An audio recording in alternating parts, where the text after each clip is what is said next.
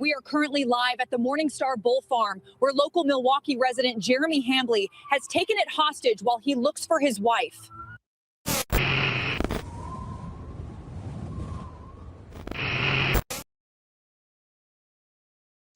Well, that didn't turn out the way that I wanted it to. God damn it. This is what happens when I'm like, I have an idea and I'm like, I'm going to run with it. I'm going to make a little video. We're going to do it. It's not good. What's going on, everybody? How you guys doing? Welcome to the most ill-prepared, ill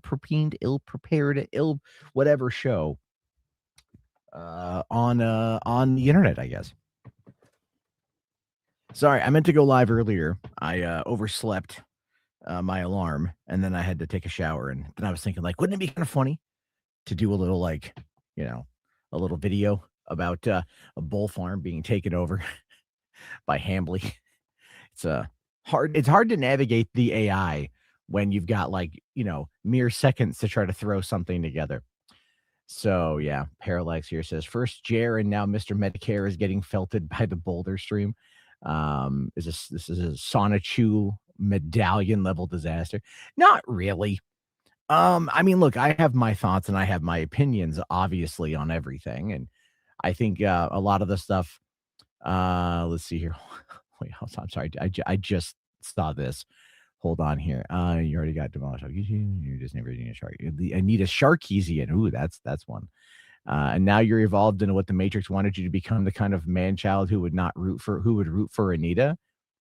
Yeah, no, I've never rooted for Anita. Like, I understand there's a lot of misconceptions about who and what I am based upon what I used to talk about and what I choose to criticize now. What you have to understand is there's still a large overlap of that shit.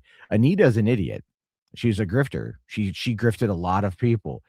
But there's a lot of people on the right wing that do the exact same thing. Lex Ander. So, I don't know, get a better fucking argument.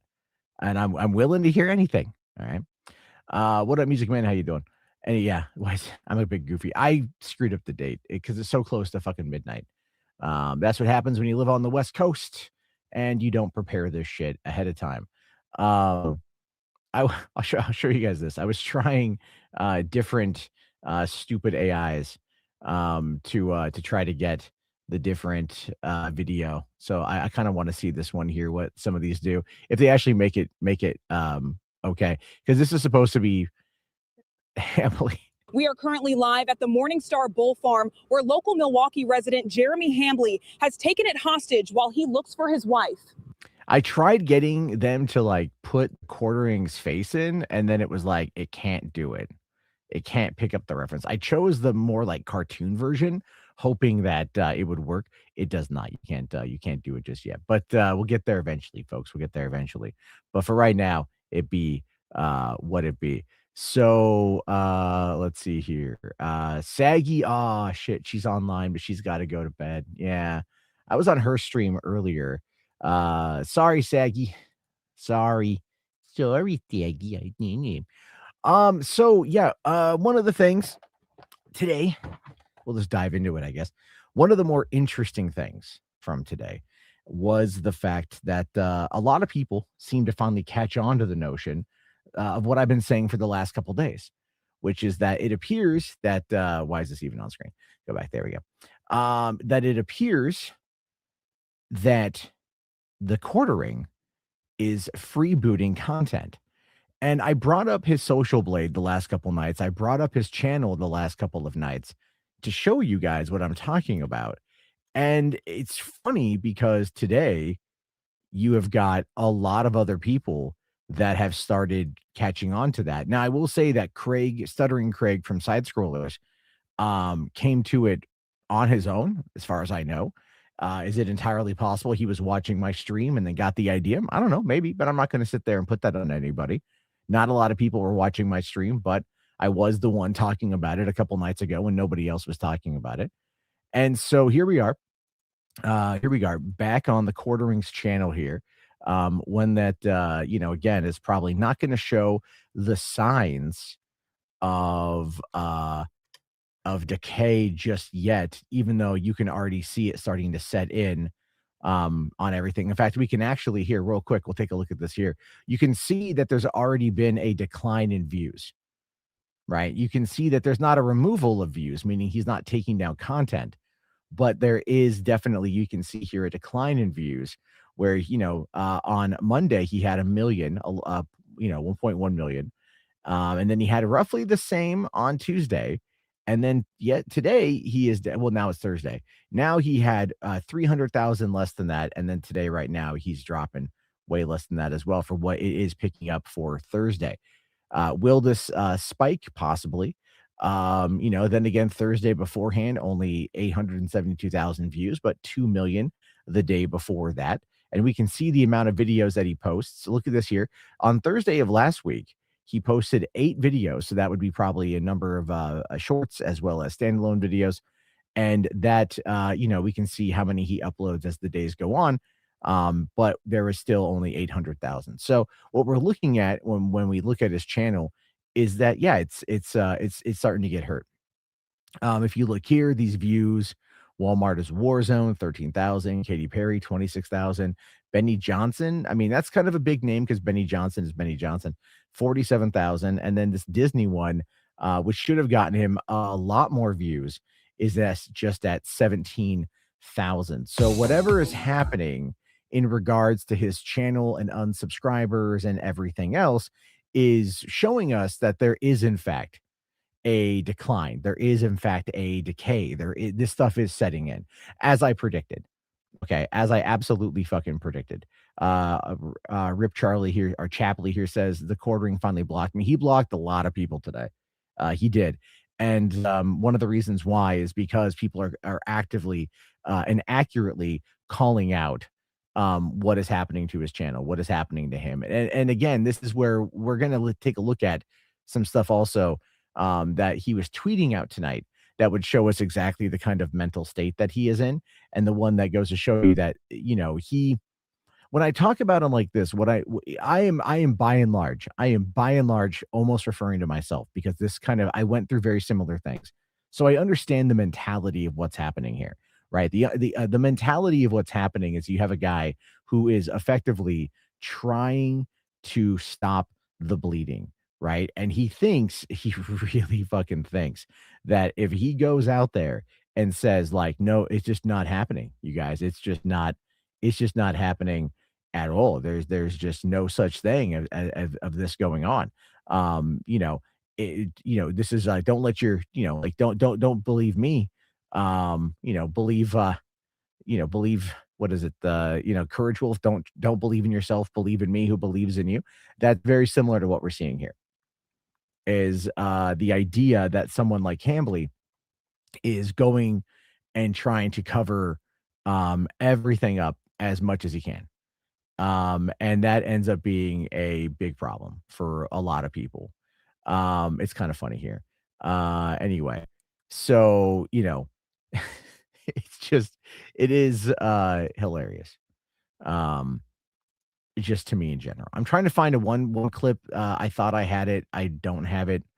Um, because it does, I think, really kind of show us specifically what exactly was going on today. I'm gonna try to find it real quick because it's the quartering is, again, he's trying to come on out and make something not appear to be a bad thing, right? He's still gonna go and he's gonna do, there we go. He's gonna go and he's gonna do his show, right? With Hannah Claire, whoever this is, and Melanie Mack, who, from my understanding, and I don't know um if her social blade is showing anything, because I've heard that she has started removing content. Um I don't, well, I mean, I don't quite know. Real quick here, I just want to show you guys this as we dive in. So this is Melanie Mack, the other day on the 12th, all right, before everything kind of blew up. But obviously, we know that there was a fair amount of drama happening over the weekend. She removed somewhere around the neighborhood of 271 videos and somewhere to the tune of 24 million views. She gained some subscribers the following day, lost those subscribers the next day. And it appears that, we'll have to wait and see. I don't know where she's at right now. She's at 42,000 views in the moment. according to Social Blade. What exactly is her thing right here? Okay, here we go. So 5 days ago, which would put her at the 11th when this video went up. So this is the one, but is she doing shorts as well? No, 1 day ago. Okay. Jesus, look, this is like pick me girl energy. My God. I feel bad for her. Like, I really feel bad for her. Is she doing live streams at all? 8 months ago, no. So, she's apparently only got this one here, addressing the quartering, which has turned the comments off. All right. Finally made a video about this nothing burger. That is obviously not how things are going to turn out. So we can see that right there, that she is, she was running cover for her boss. I kind of get that. Okay, I do. I kind of get that. All right. And I get that, you want to look after your friends, and but this is now starting to impact her. If she's going to go and hide video content, let me just quickly explain how the algorithm actually works. If you go and you remove 24 million video views overnight, the algorithm is going to react to that in some negative way. It may not be right away, but it does show a net negative within the algorithm, because that's how the algorithm takes like your channel's health into account. When you like private videos, which is most likely what she did, is just private a bunch of videos. At that point, it then negatively impacts the channel. It won't happen right away, but it does happen over time. And so with her going and removing those videos, that is definitely her trying to janny something up, trying to sweep something up, and everything else. Jessier says it's a bad week for internet personalities and streamers. It really is. With Sneeko getting attacked and Clavicular, whatever the fuck his name is, I don't know. Yeah, it sounds like it would react negatively. It does. It just does.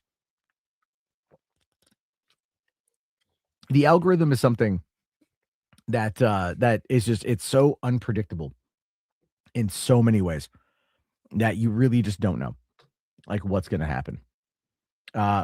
Bottle Bash reposted this stream. Thank you over on Twitter. Thank you guys very much for that one. Anyway, let's take a look here at this right here. Okay. Hard cut alcohol. Oops. Let me make sure the sound is up. All right. So Jeremy here is making a confession, and one that I think is a good one. I also hard cut alcohol on my birthday too. So I mean, that's it's been 2 days. But good job. Yeah, but I'm just doing a hard cut, complete cut. No like time frame, no like only for a month, just a hard cut. Okay. And so we'll see how that goes. I think I'll start sleeping better. He's already off the wagon. Now let me just explain, right? So as I quit smoking cigarettes 20 years ago this September. All right. I didn't do a hard cut. I gave myself a cutoff date months in advance. And when I got to that point, I had already become mentally prepared for it.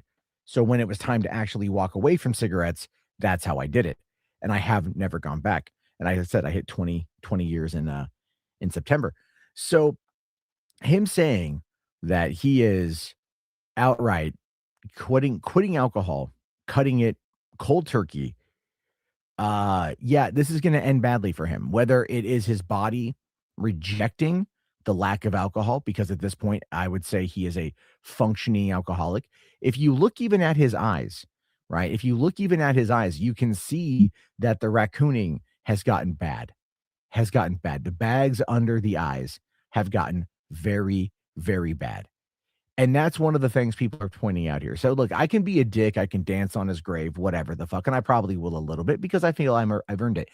But at the same time, just from a physical health standpoint, someone like the quartering, having very little sleep, a high alcohol intake, a high stress job on a mentality level. Okay. It's not a high stress, life and death job, but internally trying to keep up with it, trying to keep up with how much content he puts out. Remember, I talked about this the other night. It doesn't matter if you ever increase the content output, you will never increase the amount of views and whatnot that you get based upon that output. You ultimately end up just setting this intention for yourself, and your audience then acclimates to that, and then it doesn't really grow.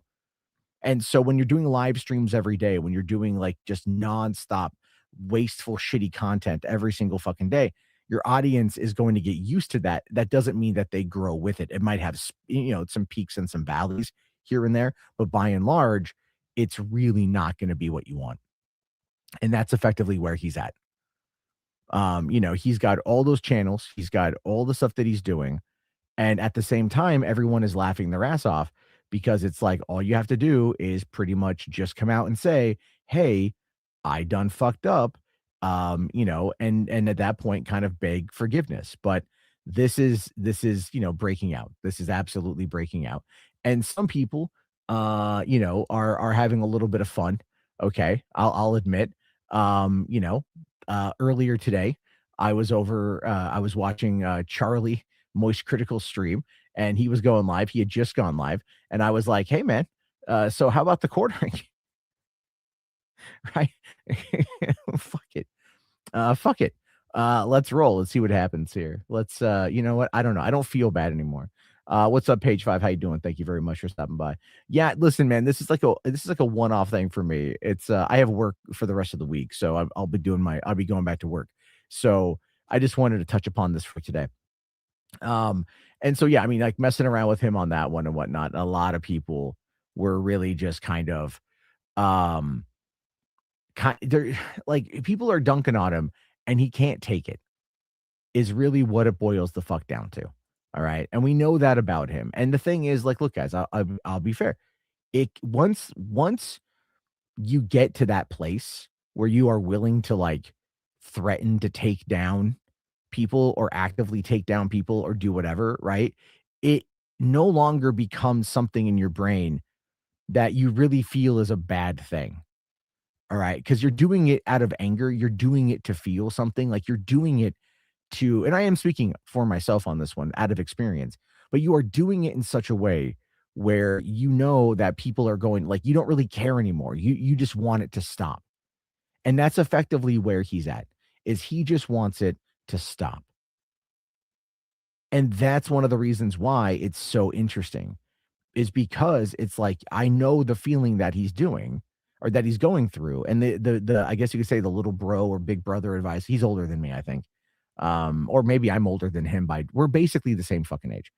But the advice that I could give him would boil down to this: get the fuck off the goddamn internet, right? Like, you are making it worse for yourself, and everyone who doesn't like you is going to use it against you. And people who you've never met, people who you've never interacted with, who also don't like you, are going to come out of the fucking woodworks. And at that point, you just can't contain it. And we know that this is getting bigger, and this is getting bigger, and this is getting bigger. You had Camelot 331 talking with Stuttering Craig tonight. They had about, 1,300 people watching. A lot more people were watching them talk about the quartering in that situation than anyone else was actually watching the quartering. The quartering, is sweeping up his comment section on these videos. He's doing it because he fucking has to. Like, take a look here. We can see if there's probably some more here, but other videos he's been very much cleaning up, because right now it is 3:16 a.m. I think in Milwaukee. So here we go. Anonymous here says your wife is getting plowed by the big buck Jew bull jet double crotch chop. That is a mouthful. Daniel here says, how was everyone's weekend? Felt brand feltoning. Okay. One person here, and a new account, by the way, this Jeremy T. Jeremy, I wonder if Jeremy T is Jeremy the Quartering, maybe perhaps liking his own stream and talking about his own stream. Hey Jer, nothing wrong with having a Jewish bull plow your wife, whatever floats your boat, you do you. Like, the stock market is pretty bullish lately. My poo-filled britches are under attack. Beauty and the Bull, false flagging videos. Hey, buddy, fake conservative grifter alert, ring the triangle. Being born in the 80s. That's the name on there. Quartering went woke, and it's time for him to go broke. I mean, like, this is your channel is dying, and I can't wait. I've seen Nerd Brew pop up before, but he is going through a lot of these and very much trying to clean shop, trying to clean house. He's sweeping. All right. Yeah. Music Man here says, I can't believe he's still logged in. Because it's an obsession. That's the other part of this as well. People don't really realize how obsessed you become when you do this full time. It becomes your every waking moment. You are not only like the producer, the star, the editor, the director, the writer, the talent coordinator, like you do social media guy, you do everything when you are a YouTuber. And then you get to the point of where you start making pretty good money and you're doing this every single day and this becomes your full-time job. You're not at that point, you're also the accountant. You're also the financial advisor. You are also like everything that you could possibly have to do because you are running a business and you are running more than just a personal project.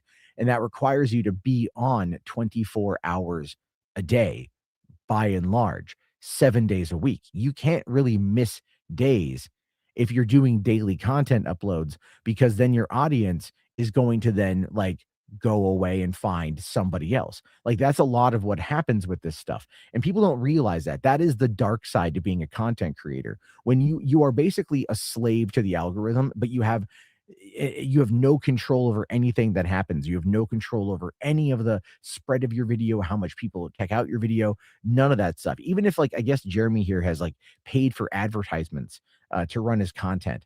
You know what I'm saying? And it's like that whole situation is one that I find to be very fascinating because this is where he's at. He's every day, all day, 3-4 channels, whatever it is that he's doing. This is his life. And it has now caught up with him. And this is where it's at, right? Useman here says, I couldn't do this YouTube shit every day. It's really like, if you can find a way to make it work, if you get like, when I was at my height, it was difficult because I was running Mundane Matt and I was doing $3 theater, right? And like $3 theater was meant to be like the letting off steam in regards to the shit that I hated talking about with Mundane Matt. I really hated it, never wanted to do it, but I did it because it was money. And that was my job at that point, right? So you're up against, like, you are running a company and you're running a business that you don't even fucking like. And that's a lot of content creators, by the way. That is a lot of content creators. They will tell you publicly, oh, no, it's great. I love it. This is wonderful. I get a blah, blah, blah, all this freedom. They are not free in any circumstance. They are not free. They're lying to you. And they're lying to you because they are like, they have to run everything. Now, if you get to the point of where you're bringing in like millions of dollars a year and you can hire people to handle all that stuff, right? Then that will work out. You get an infrastructure. Jeremy has apparently had that at some point, and then he had to like let that go. All right. And then, he had to do all of the other shit, on top of trying to run all this business stuff. And he's talked about having to fire people. And, now it's like he scaled everything back. What he had that he raised the money for that exclusively games. That's dead. Then there was like that political channel or that political website. That's dead. Every sit in front of a camera and whine about shit that doesn't impact your life in the slightest content that he has tried fails miserably because he's not a manager. Okay. He's not a manager. He's not a creative. He is a person that is trying to chase a trend, to trace a buck, to chase someone else being able to being able to fund somebody else doing something that's going to make him some money. That's a lot of what he does. Now that's all going away. So here's why that's bad. I mean, whatever your levels of schadenfreude are, okay, let me explain why that's bad. Because now everything he's built, everything he's attempted to build is going to start collapsing. Not like maybe even simultaneously, okay? But imagine like erosion on a dam, right? The wall starts to crack. Everything that was holding up the dam now starts to have the cracks in the foundation. And at that point, they start to crumble, right? All of that, the weak spots start to kind of grow bigger and bigger and bigger. And you don't have enough patchwork or cement to patch everything up, right? You might be able to do a little bit here. You might be able to do a little bit there. But since everything was working together as a way to support the unit, right? It's symbiotic. And now they start kind of faltering one by one by one by one by one. And you're going to see this. All of his channels are going to end up having all of those same comments. His Twitter feed is all of those same comments.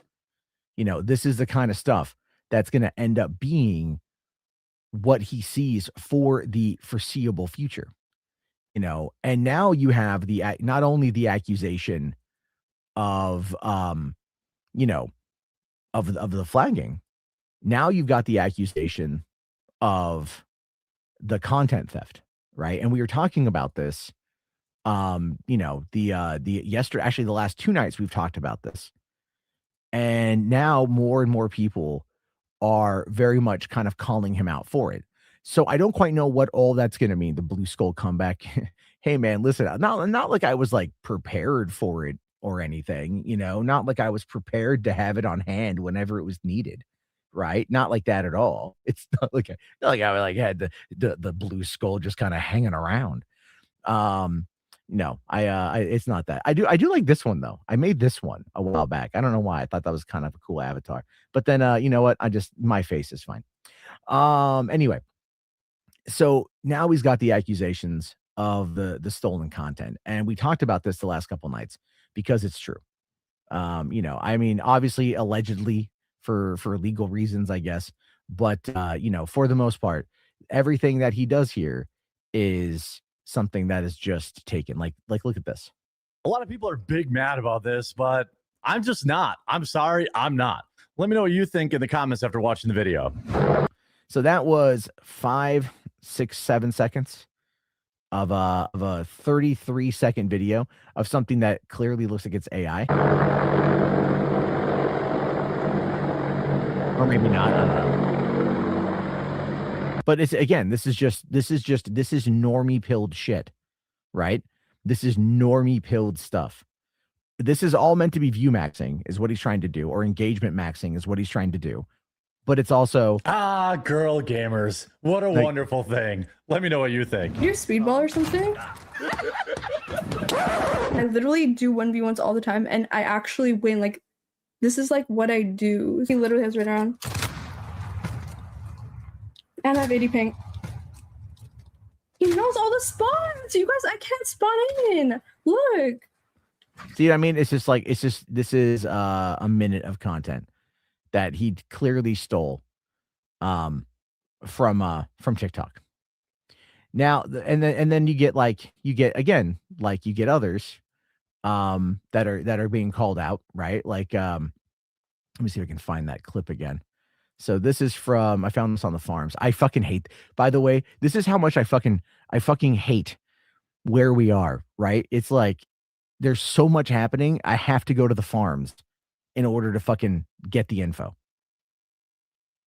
That is something I've never done before. I want you guys to understand that the entirety of time I've known about Kiwi farms, I've never gone and like used it to find information that I can't find. I'm doing that here. I'm literally becoming the thing that I fucking hate. Like, fuck my goddamn life. But in this case, this clip from side scrollers as posted over to Kiwi Farms for credit, I think opens up the idea that maybe a lot of other people are starting to kind of talk about this. And it's fraudulent, which I think is a phenomenal way to describe Jeremy and the quartering. He is a fraud. He is a manipulator. He has done everything he can to be the worst possible content creator that you can while maximizing other people's content. He's not had an original piece of content in the 10 years or so since he's been creating. Look, I used to watch the quartering when he started off, right? We've all seen it, but he's shown who he is, right? He can't do anything by himself. Everything he's touched, he's built off other people's backs. And literally other people's content right here. He's the worst type of content creator that you could possibly be, not having an original thought for himself while coasting on other people's accomplishments right here. Now, to be fair, he kind of repeats himself multiple times there, but the general idea that you get, and it's true. You know, we did talk about this, right? We did talk about this particular video right here yesterday. And this particular video is one that's kind of making the rounds a little bit. This one's kind of getting a little bit talked about. And it's just a normie video, but it was the last one that he'd uploaded when this started getting talked about. And this is what, again, we'll take a look. Well, what are the oranges for? Well, I bet it tasted good. Let me know what you think. So That's just a lady right there cooking up a slab of pork with oranges, and she's going to go through, do this whole thing. Now, I want you guys to take a look at this because this was my thesis today. Okay. So I woke up this morning and I saw this, and I got to thinking about how much it kind of bothered the shit out of me, you know? And in many ways, I decided at this point to kind of let my my own autism and my own fucking OCD kind of kick in. And I wanted to go and I wanted to start kind of looking into it. So I did. And I put together this article right here. And of course, if anyone can get the fucking joke, no one's gotten the joke of the fucking of the title. Something is afoot at the Jerkle K. I think it's witty as fuck, but then again, I'm also 1980. You know, it's 1980s coded. So here I talk about in this particular article, which you know, took me a little bit of time to put together. I talk about the quartering, you know, the fact that he's got 2.01 million subs. I show off his, you know, his social blade as we've already looked at, right? And it was odd that there was a 10,000 up, you know, new subs and whatever. Okay, but it doesn't really match the amount of views that he's getting on his channel. So, but it's all about the short form content, right? As evidenced here by you can see the one we were just looking at. Now, I went and I found the lady. So this is a screenshot from the page we were just looking at here. We can see 121,000 views over 20 hours. Views per hour was 6,000. Engagement about 4%. So not bad. So at this point, he's made maybe $10 to $12 off of this video just for that 121,000 views. That's about the average of it. It's about $10 per 100,000 views and whatnot. So this is the video right here, right? Saying, would you let this lady cook for you? So I went and I started looking it up. And this took me a little bit of time to find. So this is the channel. It's Cook and Eat Food. This is one we can see here. It's the same woman. Right now she's got red hair instead of blue. But this is her. Okay. This channel's got 435,000 subscribers. It's an offshoot of another channel that is called Natural Life TV. And this is the this is them. If I can find their TikTok, Natural Life TV TikTok. Here we go. So this is their TikTok page right here. Again, we can see same woman. And we, you know, kind of scroll down a little bit. We can see, I can find if it wants to load well enough. But on this channel is where we had the video. Here we go, right here of her making the pork right here. 1.5 million views. And this was uploaded on February 10th. So, and if you notice up here, look in the top left corner of the video, right? Notice how in the top left corner of the video, there's nothing. But if you come over here in the top left corner of the video, you see that not only did Jeremy steal this content, but he also threw down his own branding. So if anyone else downloads this content and tries to re-upload it, which is something that would maybe happen, it's kind of a you know, what's the word I want to use here? It's kind of the wild, wild west right now and all this kind of stuff. And so this is him not only stealing other people's content, but then also monetizing it and making some money, even though it's not much, off of. Now this video's got 165,000. So he's made almost $17, maybe at most $20 off of this video. But that is a reoccurring amount of money that he's making quite often with how much money, you know, and it's not just like 10, $20. It's like, it can be upwards of like $100 per video that he steals from somebody else. Imagine watermarking somebody else's content. Exactly, Tippy. Exactly. But that's what I'm talking about here. And so this is where this to me is more egregious than the flagging. All right. This is more egregious than the flagging because this is absolutely taking money out of the, you know, out of the pocket of another content creator. Because why would they then go and look up who this person is and what their content is? Because what reason do they have to? They don't have to, because Jeremy has posted that, you know. And again, coming back over here to the Cook and Eat Food, if you look at their shorts, you know, they can see here, look, 32,000 views, 18,000 views, 23,000 views. Okay. So their content, Jeremy is already taking more money. He's making more money than they are off of their content. I mean, that to me is a much more egregious issue than just the you know, than just the flagging and the reporting and they're trying to manipulate things behind the scenes. Okay, so here we go right here. This is the video right here. Okay, so this one's got 94,000 views 2 months ago, so uploaded right around the same time as the one on TikTok. Okay, and it's only got 26 comments and 2,000 likes. What are the comments saying? Right? You know, people they dislike it, whatever. But this is still the point still stands. He is absolutely stealing from other people. Do I think that Jeremy cares about taking money? No, not at all. He wants to get what he can get. Was I wearing pants when I found out that Jeremy was exposed as a flagger? If you know, you know. I actually don't know. And I was wearing pants. I'm assuming this is the poop thing. Was this the poop thing? I don't know all the lore. Tippy, do you want a link? Do you want to come on in? You can tell me all the lore. You can fill me in on what's going on. We can drive the chuds wild because you're here and we're going to be laughing at the quartering. Let me know. I'll send you a link. But yeah, that's kind of the whole point, is just that, like, you know, this is him stealing.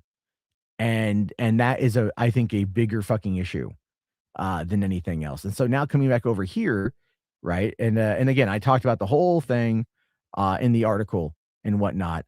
And but oh, you know what? There's actually something I want to point out before we go into that, right?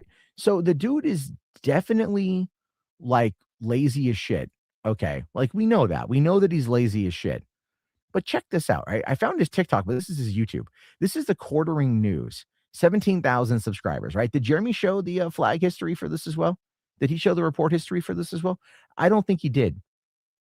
Oh, hold on here. In the original kill stream moment, you were about to screen share your flag history. Jeremy said, "Hold on, my pants are off."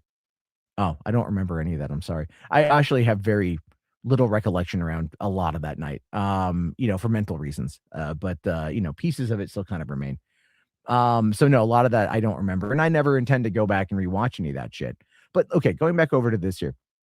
So this is the Quartering News, another one of his channels, right? Because he just happens to have so many channels that all put out the same kind of slop content. All right, but here we go. Check this out, right? He's got Eric Swalwell, you know, Sabrina Carpenter, Gavin Newsom, the Snake. Okay, check this one out here. I just want to show you guys this one here. Hey, folks. So this is him. Oh shit! The fuck was that? Sorry. A bag fell over. I was like, what the fuck?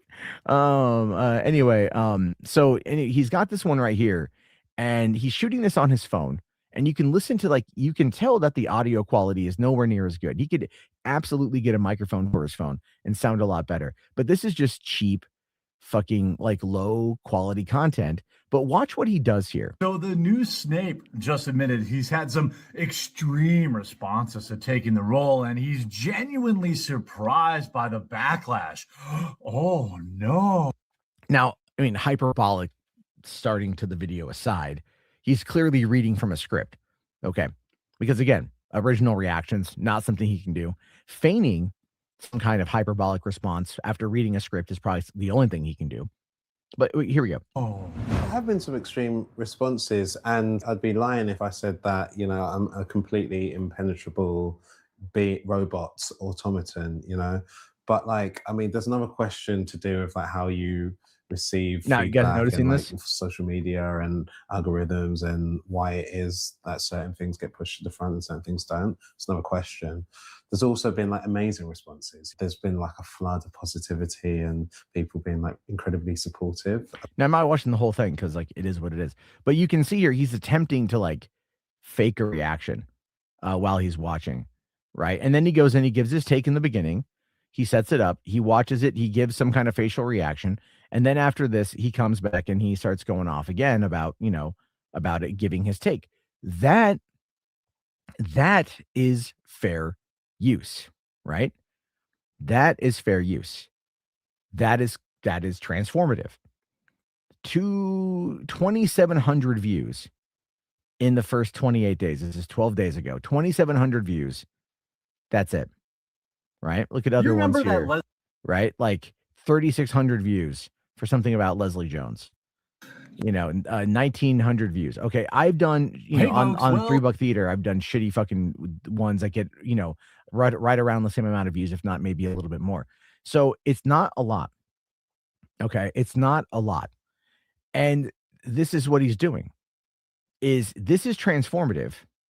Bro pulled a Jinx Reloaded. I don't know who that is. I don't know who the fuck that is. Who is Jinx? That name sounds familiar. Jinx Reloaded. I don't know. Oh, is that Tyrone Magnus's brother?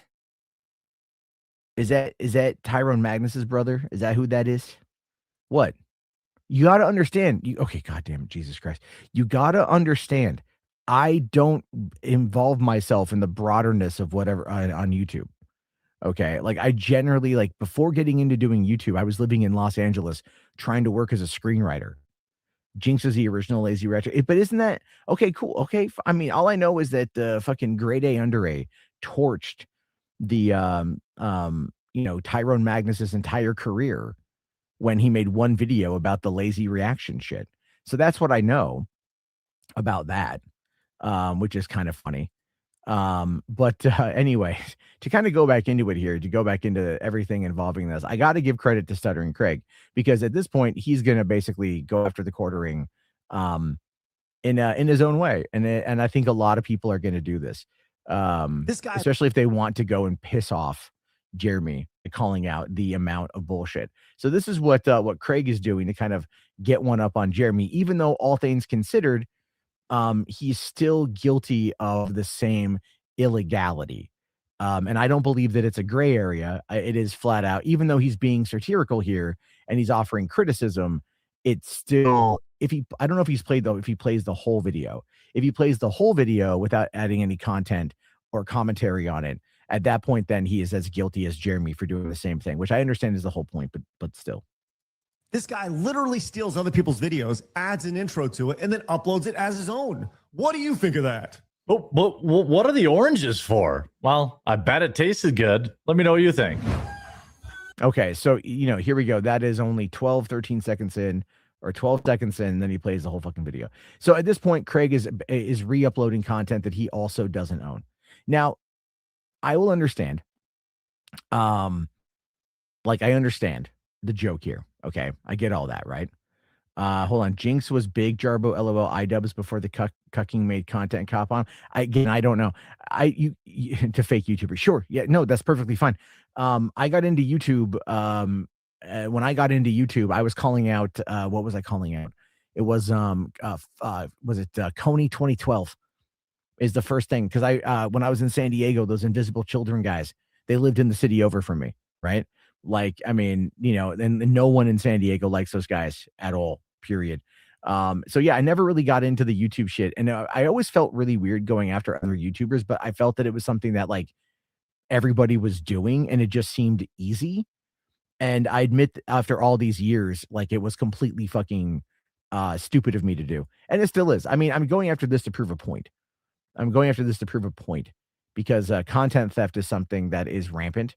And the fact that like, a lot of people don't seem to care as much is kind of crazy. That's a blast from the past. Hell yeah, it is, man. Yeah, no, the guys, when the whole jacking it in San Diego thing happened with Jason Russell, I was laughing my ass off because he was doing that down in Mission Bay. Real nice part of town. But those guys were from El Cajon. I was from Lakeside.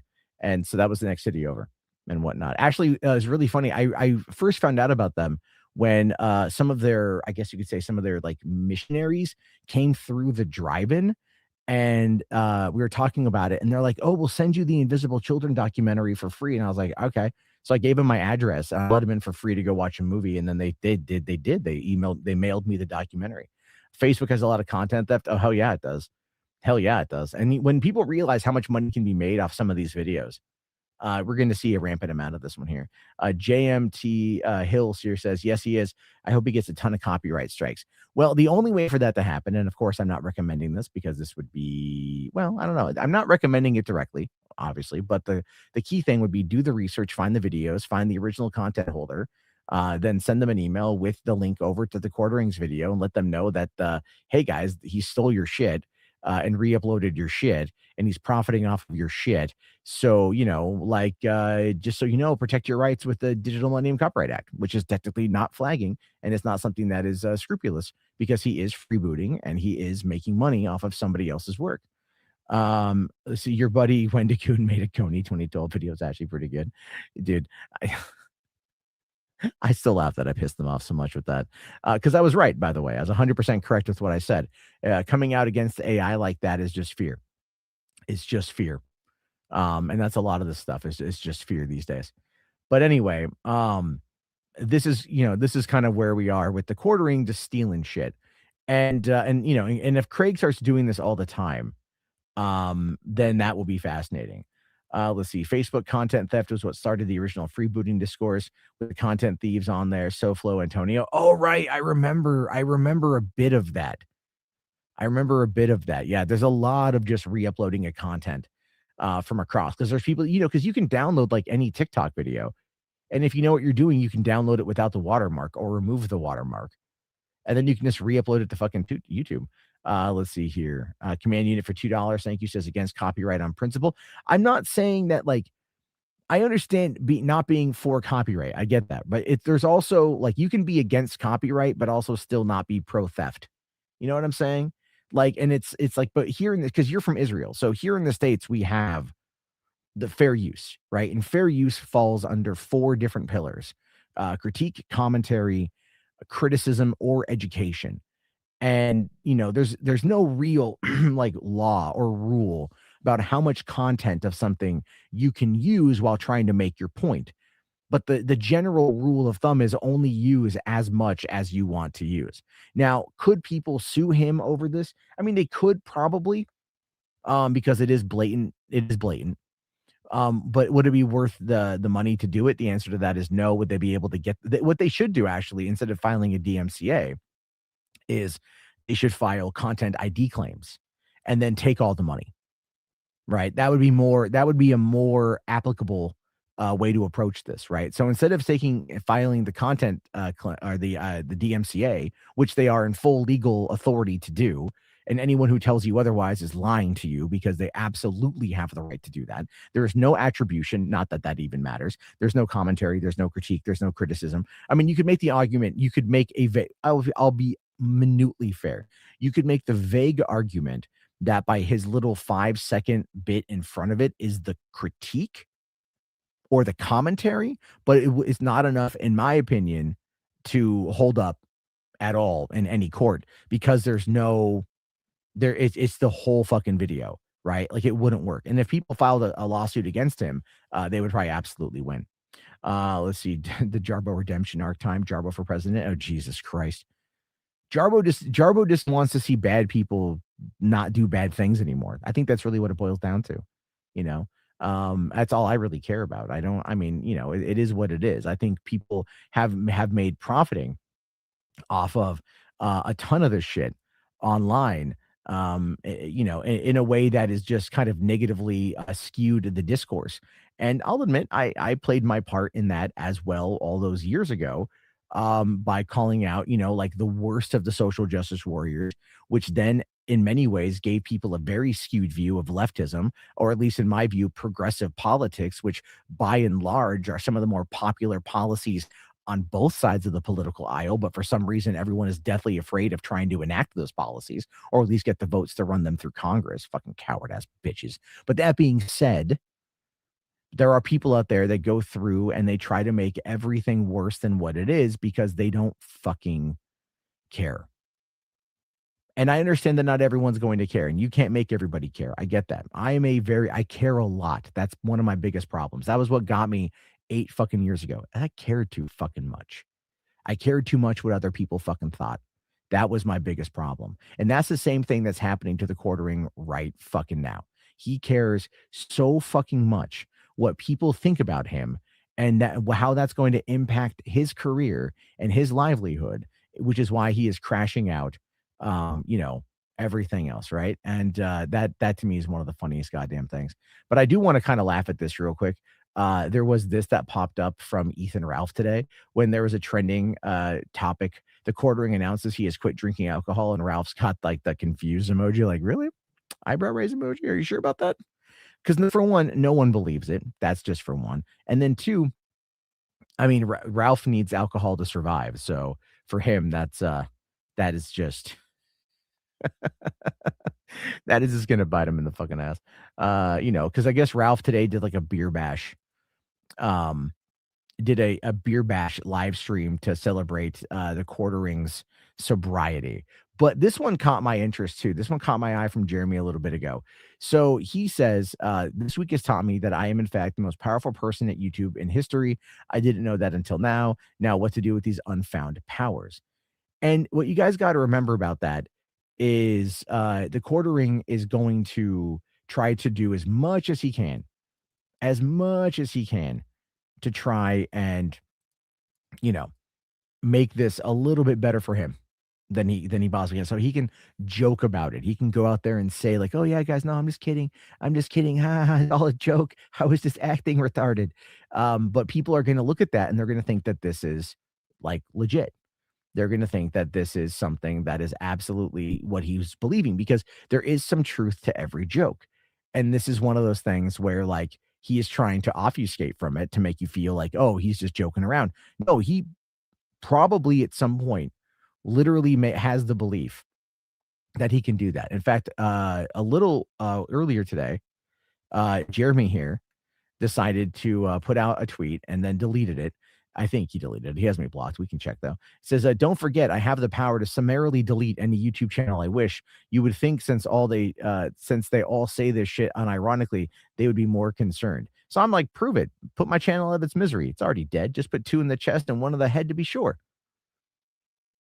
Right? Because he's going out there and he's trying to make it out like, ha, ha, ha, guys, I don't have this kind of authority, because people are saying that he does. Now, this is something I can speak to directly. All right. I'm being facetious in my response, obviously, but you have to remember that when everything happened to me, right, or everything that happened with me, I don't want to make it out to be like I was a victim, I fucked up. But when everything happened with me 8 years ago, there are people who still to this day in 2026 believe that I had the ability, the power to go and just like nuke all of these videos, to nuke channels, to take people off platforms, all this kind of stuff. I never did. Jeremy has 20 times the subscriber count that I had, or well, more like 10 times the subscriber count I had, and everything back 8 years ago. So he has more of a connect to YouTube than I would. And YouTube is much more stricter now on a lot of this kind of shit than it was before. And it's also way more automated, which is also kind of where we find ourselves. But the fact is, going out there and making these jokes is not going to make it seem any better for you.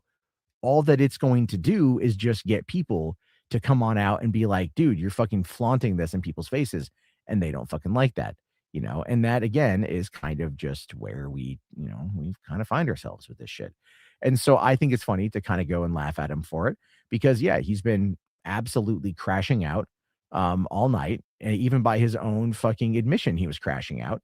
I'm trying to see if I can find some of the tweets, because there was a bunch of them and they got kind of scattered around and everything. Let me see here if I can find it. What did I have? Let me see. Kino Blade might have it. Let me take a look at this. Let me take a look at Kino Blade here. This is the problem with everything when you're like, I'm gonna go live and then I fucking fall asleep. And I don't have anything done. All right, so there's a Craig thing. All right, yeah, here we go. Warski says here, the quartering deleted all of his tweets about harassment against his family because he's clearly lying about it. The only person whose family was affected was our editor's family, Jer. And again, that's because the clip channel isn't owned by Warski, but it is, in fact, some other guy that is making money off that, and he was the one that was hit. Trying to find more of these. Here we go. Like, he talks about spurging. And what is it? Okay, he went off on a whole bunch. I gotta find those fucking screenshots though. That's gonna give me a second. That one there's from Saggy. It's got to be here somewhere. Because he went off on this big fucking Jack Murphy level crash out. It was pretty funny. Come on, you motherfucker, where are you? Jesus fucking Christ. Okay. so much shit to quickly kind of scroll through. Maybe Kino's got more here. Okay, let's see. 5 hours. Okay, here we go. Okay, so thank you to Yukon Big Uke for pulling these. I don't care if you have an issue with me, but attacking my co-hosts, their families, That's fucking low. You know who you are. I've seen all your pathetic DMs begging for dirt, harassing them and their families. Holy shit, they have nothing to do with any of this. That is true. That is true. You know, that is very true. I'm going to tell you the same thing Josh Moon said to me when I asked if, because my girlfriend had nothing to do with anything, if her information could be pulled from Kiwi Farms. And he said, if I do it for you, I have to do it for everyone. So there we go. Sorry, buddy. You know, I don't talk about my girlfriend by name. I don't show pictures of her. I keep her off of this shit. People decided that that didn't matter, that her privacy and her security and her safety was something they didn't give a fuck about. You know, and I didn't, and where's the woe is me for that? Okay. You know, you bring your wife up. You know, I keep that shit separate. You know, but whatever, man. I don't want anyone getting harassed and shit. Okay. So he says here, it's bad enough you fucks harass my elderly mother and my in-laws, my offline friends, but if you think you can weasel into their DMs and get them to turn on me, ha ha ha ha ha, just proof this is all manufactured fake drama. Don't forget I have the power to summarily delete any YouTube channel I wish. You would think since they say all this shit, and ironically, that they would be more concerned. So this is the thing, right? This is the joke, but here's the context to the joke, which I should have probably led with, my bad. The context here, this is the threat. Right? This is the threat. This is the whole idea of it. He's mad. Okay. Ho's mad. Top tweet. All right. And then this is the fucking threat underneath it. All right. Like he's trying to make it a joke, but he's saying like, if, you know, I guarantee you behind the scenes, he is most likely trying to work with people to get them taken down. Now, I don't know into what capacity that could be. Could that be harassment? Could that be bullying? Could that be, you know, channels getting like taken down for that? Could there just be like, you know, trying to get the server to take those things down? Obviously, we know that he has a ton of accounts that he has never shown to people or he doesn't publicly talk about. So those could be something that's behind it. He has used his channels that are kind of under the quartering umbrella to kind of filter down to get large sub counts, you know, in order to then be able to maybe like have that kind of power, to maybe try to get a hold of somebody to be able to do that. We don't know. We simply do not know. And in this moment in time, that's where you have to kind of laugh and ask yourself, like, how far is this going to go? Now, this one here is kind of funny. Retards keep telling me to take a break. Well, I would love to, if you low-life scum would like. Have a fucking ounce of self-awareness. You're harassing my staff like they have anything to do with it, and you expect me to not defend them. But Jeremy, I mean, I'm just gonna say this again. Who put them in that position? You did, right? Because you're the front-facing person in the company. You're the front-facing person in the company. It's your face. Oh, by the way, did you guys know that this logo, that the blue logo here for him is also stolen? I think if I can find that image, I'll quickly look for it, right? But it's if I recall correctly, that particular logo of the quartering, the hair and the beard was taken, or at least the beard part was taken from a barber. I forget where. Let's see here. Quartering logo, rip off barber shop. See if I can find it, because it's it was a thing. Oh yeah, here we go. Here we go. It's from my boy David. It's from my boy David. Look at this here. Okay, Orlando Estilio barbershop, and the quartering stole his logo too. All right, the quartering stole his fucking logo. Not only does he steal other people's content and re-upload it for money, he stole the logo from a barbershop and just fattened it up a little bit to match his fucking bulbous head.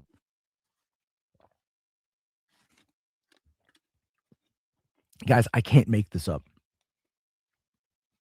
I literally cannot make this up. This is why this is so fucking funny. Because this is what he is doing. He is just a massive fucking content thief. And he's out there crying about all this shit, which again, I don't think that you should be harassing his family, that you should be going after anyone or whatever. But again, when you are the front-facing person in a company and then people are attacking your staff, for one, I like to see evidence of this. I haven't seen evidence of this. Now, I'm not going to sit there and say it doesn't exist, right? But the question then becomes, who's his staff? Is that Melanie Mack? Is that the Hannah Claire, whatever the fuck, right? Like, are they his staff because he pays them for a show? I don't know, right? Some kind of specificity, some kind of, clarification, evidence would be great. But at the same time, you can't really push for that, right? When you're out there trying to make yourself out to be the victim, you know? And again, my frustration with this is from witnessing my own playbook, right? I never went this bad, but I understand the mindset. You know what I mean? I do. I understand the fucking mindset here. And then he goes on to say, there's this one here as well. And then, okay, here we go. And then he's out there tweeting, everything that has been flagged has been me. Kneel before my power. Now, obviously, again, he's trying to push for this hyperbolic, over the top, it wasn't me, right? Like he's trying to recreate the Shaggy song from the early 2000s, it wasn't me, right? That's what he's trying to do. But in the meantime, he's only making it worse because he's coming on out and, he is, he's just like, it's just not working well for him. At all. It's not working well for him, fucking at all. And I don't think I feel bad. You know what I mean? I don't necessarily like feel bad about this. I'm trying to. I'm really honestly trying to. So, he comes out just after this, okay, and he says, like, someone's like, take a fucking break, protect yourself, stick to your path, right? Stick to your path. The fuck does that even mean? And so he says that he's just chilling, right? He's just chilling, right? He's at home. He's watching Tombstone in 4K and eating some popcorn. All right. So, I mean, yeah, he's at home. He's watching Tombstone in 4K. He's eating some popcorn and he looks at his bowl and he says, I'll be your cuckleberry. There you go. I wish I had someone here with me that I could say that to and like get a laugh out of them because I think it's really funny. But then again, I have a very juvenile sense of humor. But that's where he's out, making those claims, right? Like he says, "Oh no, guys, I'm at home watching TV. I'm just at home watching TV. I'm not doing anything. I'm just chilling by myself, eating popcorn, watching Tombstone, and then absolutely fucking spurging out on his phone." So he's not watching the movie, which is why it's really fucking funny. And trying to find the final post here because he kind of went off about this. And where's this at here? He's just going off for a minute. Okay. Trying to find it. God damn it. Sorry, guys. Going as fast as I fucking can. Laugh at the meme. Laugh at the. Here we go. Okay. Here we go. All right. This one kind of had it a little bit ago, but we'll bring it up. Okay. So this is what he says.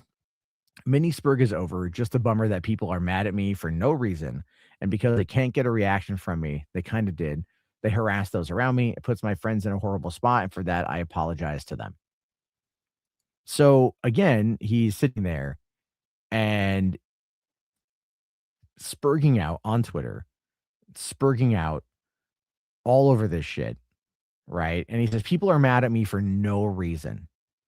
See, those three words right there. Those are the ones you need to be talking about. Those are the ones you need to be paying attention to because those three words are very much everything that is going on, right? Like those three words right there show you precisely what he is thinking, precisely what he is going through, and the level of ego that is currently attempting to protect him. You know what I'm saying? is very much the idea there that he didn't do anything wrong, right? Like, why are you mad? You know, like, why are you upset? Why are you this? Why are you that? Why are you mad at me? I didn't do anything wrong. Well, no, you made threats publicly and privately, and then it happened. Now, whether or not it was somebody who was, how do I say it? Whether or not it was somebody who is with you, right? Or one of your fans that opted to do that, I don't know. Whether it's one of the, you know, whether it's you, I don't know. And like I said, nobody really knows.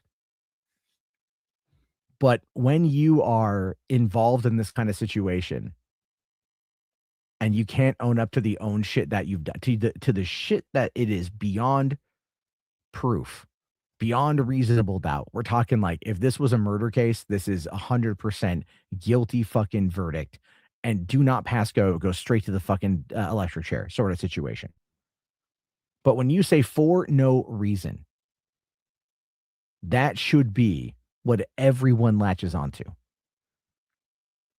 because everyone has a reason.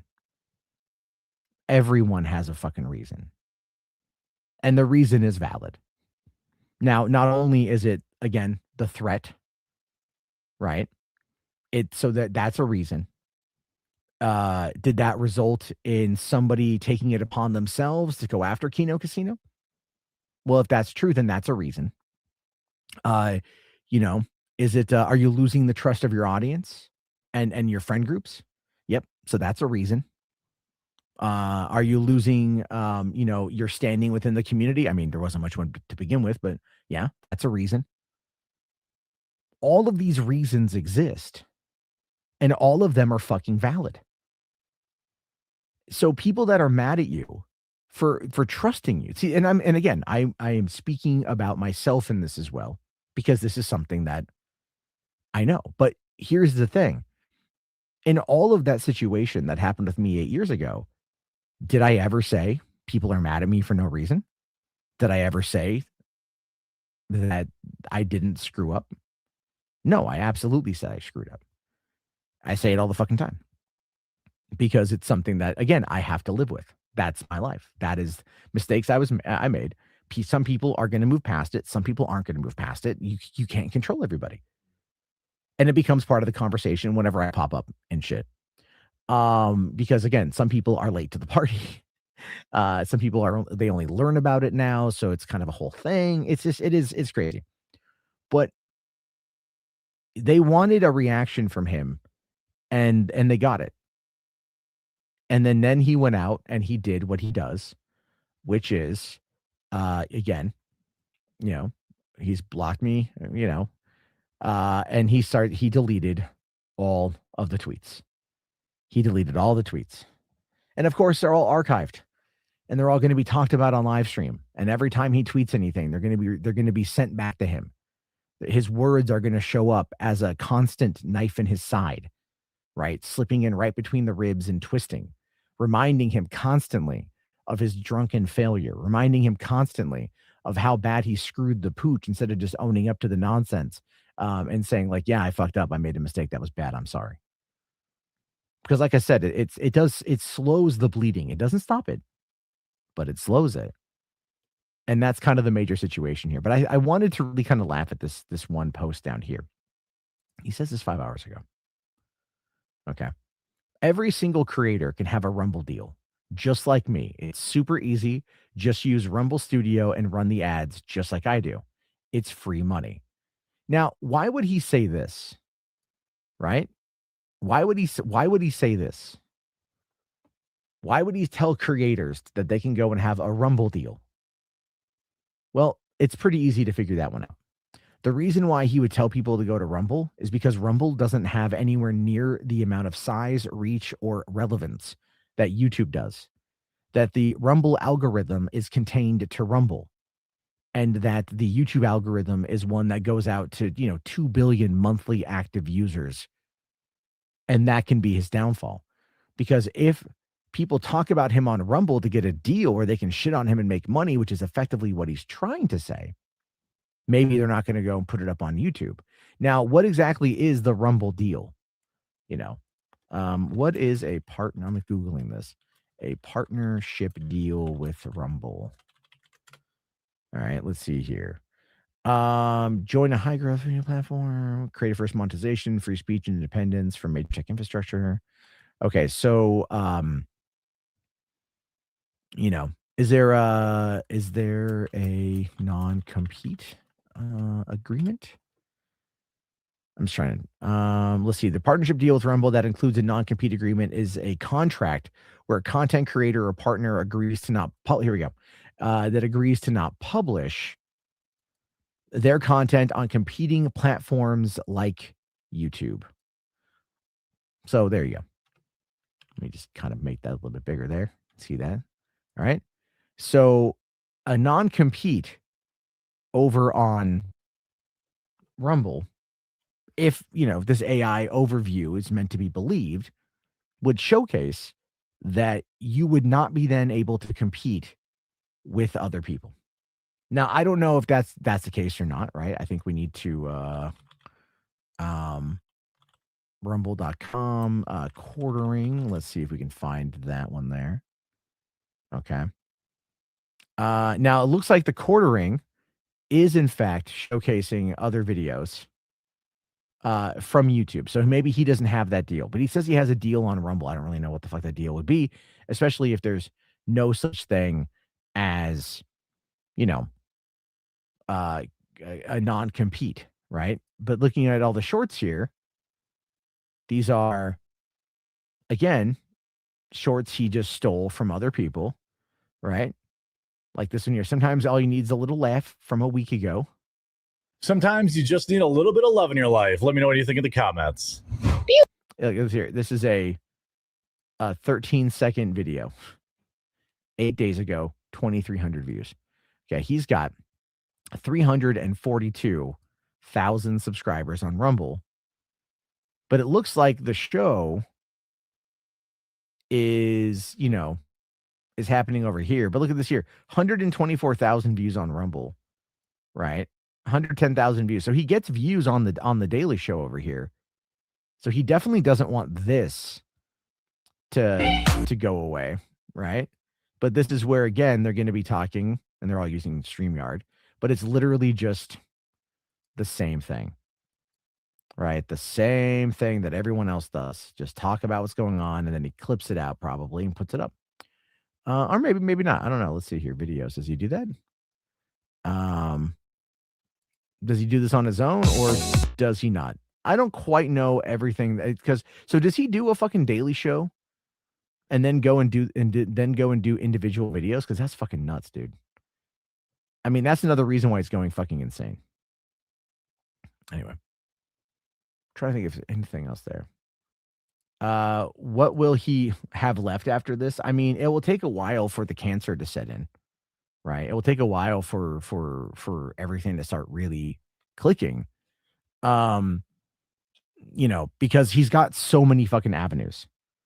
But the main one, if everything is under the umbrella of his YouTube channel, all right, and if that somehow goes away, if that somehow is taken out to the woodshed, whether it's monetization, I feel the monetization is going to most likely be what happens. If YouTube demonetizes him for blatant copyright theft and freebooting, and everything else, whatever, again, like it's going to be difficult because he's so, whatever. But the fact is, if you remove that, that's a fair amount of it. But he also has like other avenues. He does have like his coffee brand coffee. I don't know how well that does. I mean, like it's not going to be like it's not going to be like watching the Twin Towers fall. It's going to be like systematic, right? Floor by floor by floor by floor by floor by floor by floor. It will take time for everything to set in like that. And again, I don't feel as bad for him as I should, maybe. Especially over the stealing of content. But that's kind of where I've got with that. I don't know if anyone else has any thoughts or any You know, any opinions or anything they want to say. You know what? I'll tell you guys what I'll do, because I'll be on for maybe like another 20 minutes. Kind of wrap it up around 1:30. There, I'll drop the link. If anybody wants to come on in, speak their piece, it's all good. I do believe in free speech. So there's that. There you go. The link is right there. Yeah, because we got a fair amount watching on Twitter, so there's that too. All right, CinemaCon. Thank you, Ahsoka, for the $5 here. This CinemaCon had a lot of good trailer releases.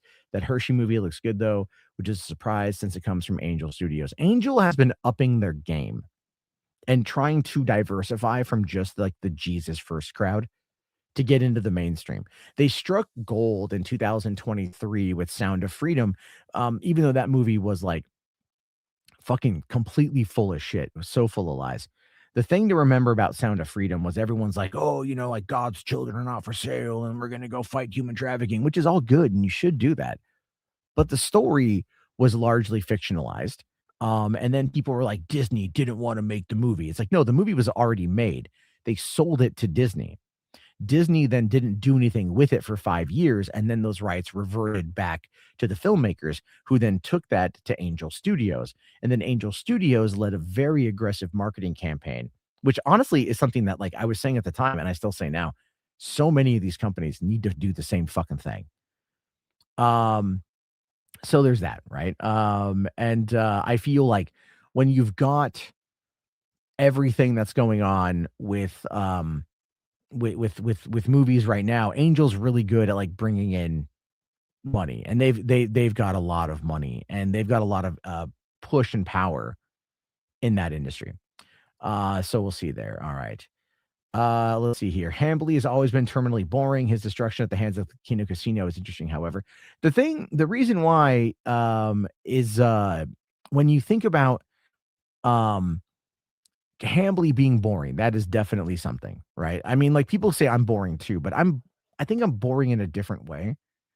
I think I'm boring in the sense that I'm trying to like provide thoughtful commentary and think about what I say. And I also have a tendency, because of my OCD, I have to explain everything, and sometimes I can get kind of boring. I get that. I'm terrible at was it breft? Is that the word? I'm terrible at being brief. Unless it's sex. Anyway, I'm kidding. And so that's my problem. Is I get into it, I want to talk about it, I want to break it down, I want to analyze it. And that's not always the most interesting thing to listen to be fair. But the quartering is just like, what do you think? And he doesn't know what he's talking about half the time. And then the thing with Casino is that Kino Casino is really good at just making shit up. All right. And you got to remember, PPP was like wanting to be a preacher. So that's his approach, is he wants to be a preacher. And so because of that, he wanted to be. Now he's a degenerate, but it doesn't matter. He wanted to be that. And so because he wanted to be that, he's really good at making that his personality.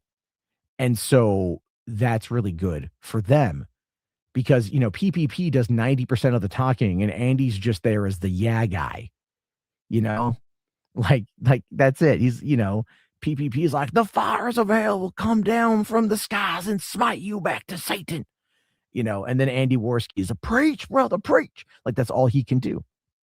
And that, that's a dynamic that works for them and good for them on that shit. But for the most part, it's interesting to watch because, you've got someone that they were able to get under his skin, and then that's the rot that comes on in from it. That is absolutely the rot. Joining the party is fucking Mo. How's it going, Mo? What's up, man? How you doing? Chilling. Realizing that this is taking up way too much of my time in the past couple days. It'll be over in a week for you. It'll be. Well, I go back to work tomorrow night. So, and I've got to my dryer like fucking blew a fuse today. And so I was talking about it earlier on Saggy's stream, and so I've got the mechanic coming over tomorrow. I was gonna do it myself, but I was watching videos on it, and it's like open heart surgery on a fucking dryer, and I'm like, I'm gonna kill this thing if I do it. You'll explode the entire house by accident. No, it's not a gas. It's not a gas dryer. It's just fucking. No, but it's somehow like just your luck, it'll just explode that part of the house. I mean, I got decent homeowners insurance, but still. Yeah. It just What about it's life like, insurance? do I? I don't know. I don't. Probably not. Yeah, you haven't thought that far, huh? No, I'm only 44. I'm not gonna die. That's lame. You're lame. Shut up. Yeah, I mean that's probably one of the reasons you didn't get married either. That you know what? That might actually keep me alive longer. I had a conversation with the passenger the other night about that, and she was confused that I'd been with my girlfriend for 17 years and we're not married. And I'm like, I don't understand. And she's like, she was just kind of bewildered by it, And I just said, if it's not broke, don't fix it. And then she's like, I guess that works. I guess that's a fucking thing. I mean, do you really need a piece of paper to tell you something that you're married, even though you've been living together? Well, I mean, yeah. Well, I told her, I did tell her that you've got the what's it called? Like she goes, well, you guys have been together long enough. It's like common law, right? I'm like, well, no, the common law isn't a thing anymore.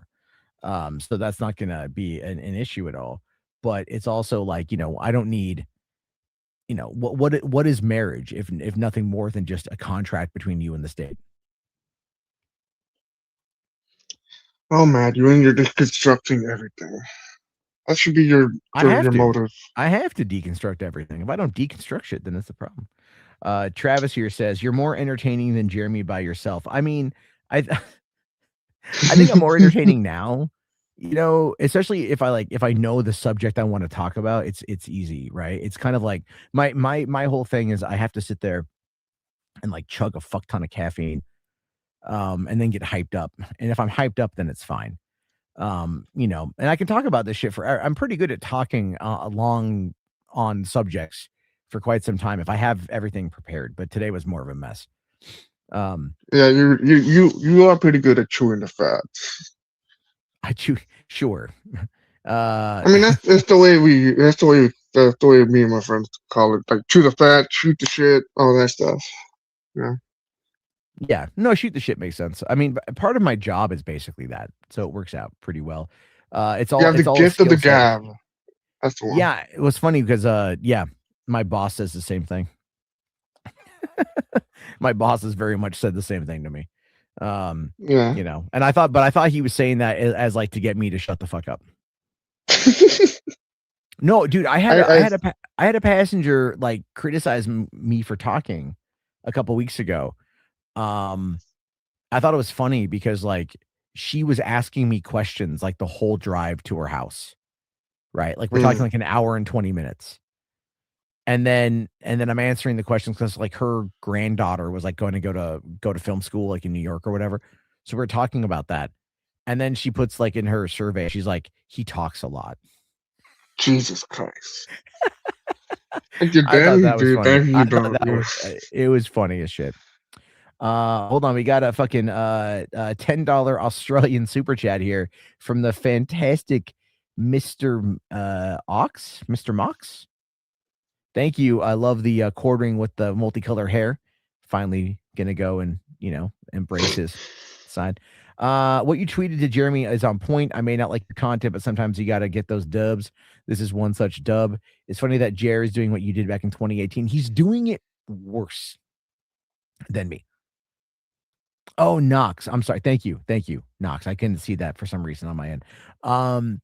Jeremy is worse than me in many ways, because for one, he was there, so it's like like he knows that this does not have a good ending, and then also he is trying to act like nothing is happening, right? Like that's kind of the whole point. You can tell like nothing. You can tell that with him. That there is like he's trying to juggle it, he's trying to control it, he's trying to mitigate the manage the bleeding. It's not gonna work. trying to cauterize the wound or something. Yeah, I'm waiting to see what happens tomorrow. He's just gonna be crashing out again. That's all he's gonna be doing for the rest of the month, probably. Yeah. Well, I mean, what's really funny is April is like the lowest ad revenue month during the year. Because of tax season. Well, I should say up until April 15th, up until tax day, ad revenue on this platform can be shitty. After this, people start spending money because they're getting their tax returns. And so advertising increases until the end, I want to say, of May or June. So now people are going to find, if they're talking about this and it blows up even more, that they're going to get a lot more higher returns on their ads. And so we'll have to wait and see what happens with that. So they're just going to cannibalize this content. What happens? Well, I mean, they're gonna talk about him, and they're going to continuously talk about him. And I'm seeing now, even looking at Kiwi Farms, you've got some people that are trying to go through and find the people who he was ripping off. You know. Oh my God, they're gonna really go into that. Oh yeah. No, he was he very much is now he fucked around, and now he's gonna find out. Because these guys he built a house full of straw, and they're just coming to burn it down. Okay, Mr. Knox here. Thank you for the 5.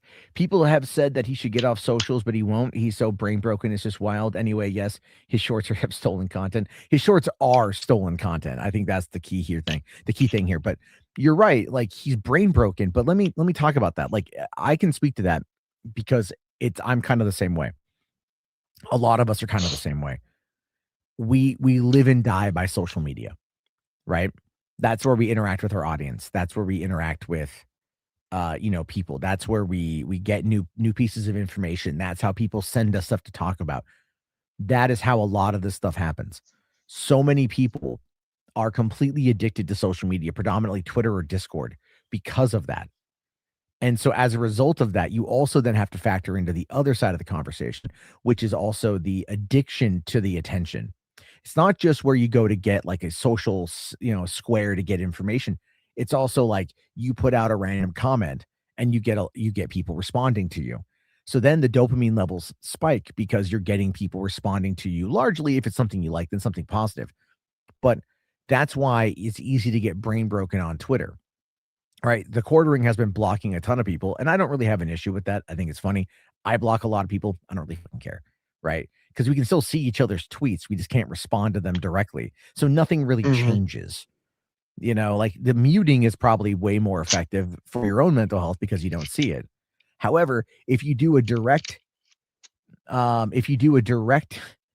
search on Twitter for your handle without the @ you can see everything people say, even if it's accounts that you have muted. So that doesn't stop you necessarily. But I do feel like he's brain broken because that's what he knows. That's his social circle. A lot of YouTubers are people who are very kind of isolated and insulated inside of their echo chamber. Their echo chamber is either their audience or it's their friend group, which is involved in the same kind of shit. When you're online 24 hours a day, that's where you're going to be. That's what I'm talking about, right? Like there's no external outlet for him. And if there is an external outlet for him, largely it's based around alcohol, which is not healthy. No, it's not. I've seen a lot of live streamers do like drinking streams, and it just turns into a shit show really fast. And it just end up regretting it later on. That. You want to know the last time I had a beer? Was like July 10 years ago of 2000. No, July of 2019. That's was the not last bad. time I drank. Was the last time I drank a Corona. And any alcohol after that? No, I think I've had a sip of wine, and maybe a sip of an IPA. Just like a sip, just a sip. And here's the thing. I mean, I say that and I realize that it makes it sound like I was an alcoholic. No, I never was much of a drinker. I'm just saying I don't drink in general, right? So like people, I'm saying that more from people that are like, thinking, oh, you're drunk. No, I'm just an idiot. Like I really don't drink. Should I drink? Yeah. Probably. Would I rather do pot? 100%. But it's like I can't because I can't. I get drug tested frequently. And I mean, the last thing I've had a drink any alcohol was those Jack Daniel Coca-Cola mixtures that the liquor store had. Like, I don't not like hard bad. liquor. I mean, well, that's when I was on my cruise, because when you're in international waters, they have all the duty free stuff, right? And so they Mhm. had a bottle of Patron Silver, like a fifth of Patron Silver or Ooh. whatever it was, for like $60. And I was like, I should buy this even though because that's my favorite tequila. And I'm like, I will fucking margarita the fuck out of this. But I'm also a type 2 diabetic, so I gotta be careful about that shit too. I keep forgetting you Um, are. yeah, well, I Keep gotta be forgetting you are. careful. Yeah, it's tough. Hold on here. I just want to get to what Knox is saying here because he's bringing up some good points. I'm saying this as these things as someone who used to watch his content till he kept making content that was factually incorrect, and he won't correct them. To be fair, he has locked his Twitter response to only people who he interacts with frequently. Yeah, that's true. He definitely again, here's the biggest problem about being just an entertainer. Okay, I don't just want to say content creator. I mean this as an entertainer. You gotta have a take on everything that's happening, right? That is the truth of it. That's the reality of it. You have to have a take on everything that's happening.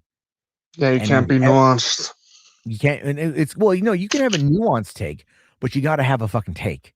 So if people come to you and they're like, "Hey, what do you think of this?" and you're like, "I don't know, I don't know anything about it," right? Like, and if you're covering current events, you know what I mean? Like, it's kind of tough. So it's like I saw Jess bring up like, let's talk about Johnny Somali. Why we talked about him last night. Like, I don't want to talk about Johnny Somali because I don't care about Johnny Somali. Like, I know he was arrested. I know he went to court. He was found guilty in South Korea and he's going to prison for 6 months to a Yeah. labor camp. I don't know what else there's more to say about that. Good. I'm glad he sucks, you know? Yeah, But that's it's the like, end of that story. that's the end of that story. I have nothing more to say on that story, but it's like Jess, even tonight, we talked about it last night. He brings it up again tonight. And I'm like, well, I don't know what you want me to say. I don't know much more I can add to it. Has there been more that's transpired? I've kind of been busy today, so I haven't seen it. But I'm not. I'm just Nothing has pointing that. happened. I'm just pointing that out as an example. Nothing against Jess. Yeah. Jess is cool, but Oh it's just yeah. like that idea that it's like there's this and there's that and there's the other, and I'm like, fuck, bro. Like, like you kind of have to. People want you to have a take, and that's very nice that they want that. That they kind of expect that. It's like when I'm at work, I tell people I'm like a jack of all trades conversationalist. We can talk about a lot of different subjects, depending on what those subjects are. And I except for sports, because I could give a fuck less about sports. Who Um, does? I mean, at this you day know, and age. oh no, people will ask me like during the Super Bowl, I'll be driving them home and they're just like, so who's winning the game? And I'm like, I got no idea. You have I'm like, I don't know. Google it, maybe? Like, Yeah, my dad watches that kind of shit. I'm like, what the I fuck? mean, I Like, wasn't why are you downtown. watching? Well, I was in downtown Seattle when the Seahawks beat, was it the Rams or whatever, to go to the Super Bowl? They were playing in Seattle, and I was driving in front of the stadium when they won. So like we got to see all the fireworks. So that was cool. Damn. But otherwise it is what it is. Okay, hold on here. We got Knox with a $10 one. Thank you. Last thing before I go back to listening, everyone from all sides are on to quartering for what he did. I think it to be too late to stop the bleed. His view counts have been horrible as of late. Yeah. Like I said, it's like a slow moving cancer. It wasn't like my channel didn't just die overnight. You know what I mean? Like it didn't just die. Like this channel did not just die overnight. It took a while to get there. It took a couple months to get there. But that was also relentless attacks. Relentless attacks. The channels with like multi-million subs were talking about it. Then those audiences were flooding, everything else. And I will admit, I can be fair about this. Like the best way I describe what happened on that stream was like the Hindenburg. It's like watching a fucking train wreck, right? You're watching this explosion happen in real time, Like a flow explosion, yeah. Yeah, and you're just like someone, there's like a commentator going like the horror, it's bad. And that's a lot of humanity. well, it was so Oh it my. was so but the whole thing was it was so fucking unheard of at the time, right? Like it was so unheard of. And now 8 years later, we've got creators with like way worse fucking, um like way worse fucking controversies, right? Like I saw this one dude chip in on this shit. I'm not going to say his name, but this one fucking guy, like, start kind of commenting on it the other day, right? And I'm just going like, bro, don't you say a fucking word, because this guy used to fake live streams where he would do Let's Plays by stealing other people's Let's Plays. I remember. I know what you're talking about. Yeah. And then playing them while talking over them on a live stream to act like he was the one that was actually playing them. And then when called out on that motherfucker has never fucking acknowledged it. That same dude put up a GoFundMe to try to get some money to help fix up his house. And the image of the house that he used was this like shack in Vancouver, British Columbia, that was valued at like $1.2 million. And then when called out on that, he's all like, well, you think I'm going to show a picture of my home? Like, I mean, yeah, kind of, because people want to see what they're paying for. Yep. You know what I mean? Like, people want to see what they're fucking paying for. People don't want to be hoodwinked, for God's sakes. Come on. Yeah. Okay. Here we go. Somali got 6 months. Prosecutors are appealing for more. We'll know more within a week. Good. I hope he gets more. I hope they throw the fucking book at him. I don't like. I hope he gets the 8 years that we were promised. Yeah. Hold on here. Want to see this here? You as a content creator work for the people, not the other way around, and you got to work very hard to get people interested. That's very true. That is very true. If you don't, and that's kind of the whole point, right? But that's also, again, like, that's the struggle. The daily content is something we're told to do, but it's really not worth it at the end, right? It's a slower build, but it's really not worth it at the end, because, like, if you're doing daily content, I mean, you've got to be on the ball 24 hours a day, right? You can't be late to a huge controversy if you're doing news. It's kind of like back in the day when I was doing this shit full time. Like, if something broke in the evening, I'd be like, oh shit, I got to go talk about this. Right. So I'd have to like drop what I'm doing, run to my computer, fire it up, jump into camera, and talk about this shit. And then try to do a video to get it out in the right time. Because you only have a window of time for anything that is like breaking news. Now, if you look at what the Quartering is doing on his channel, he's not necessarily talking about things that feel like they're breaking news in that moment, right? Not like politics or world events. It feels more like stuff that kind of is like trickling down the pipeline, which is an interesting way of looking at it, because it feels almost like there's really like not a lot of reliance on time, like time sensitive material, but again, it doesn't really matter, because he's still on it all the time.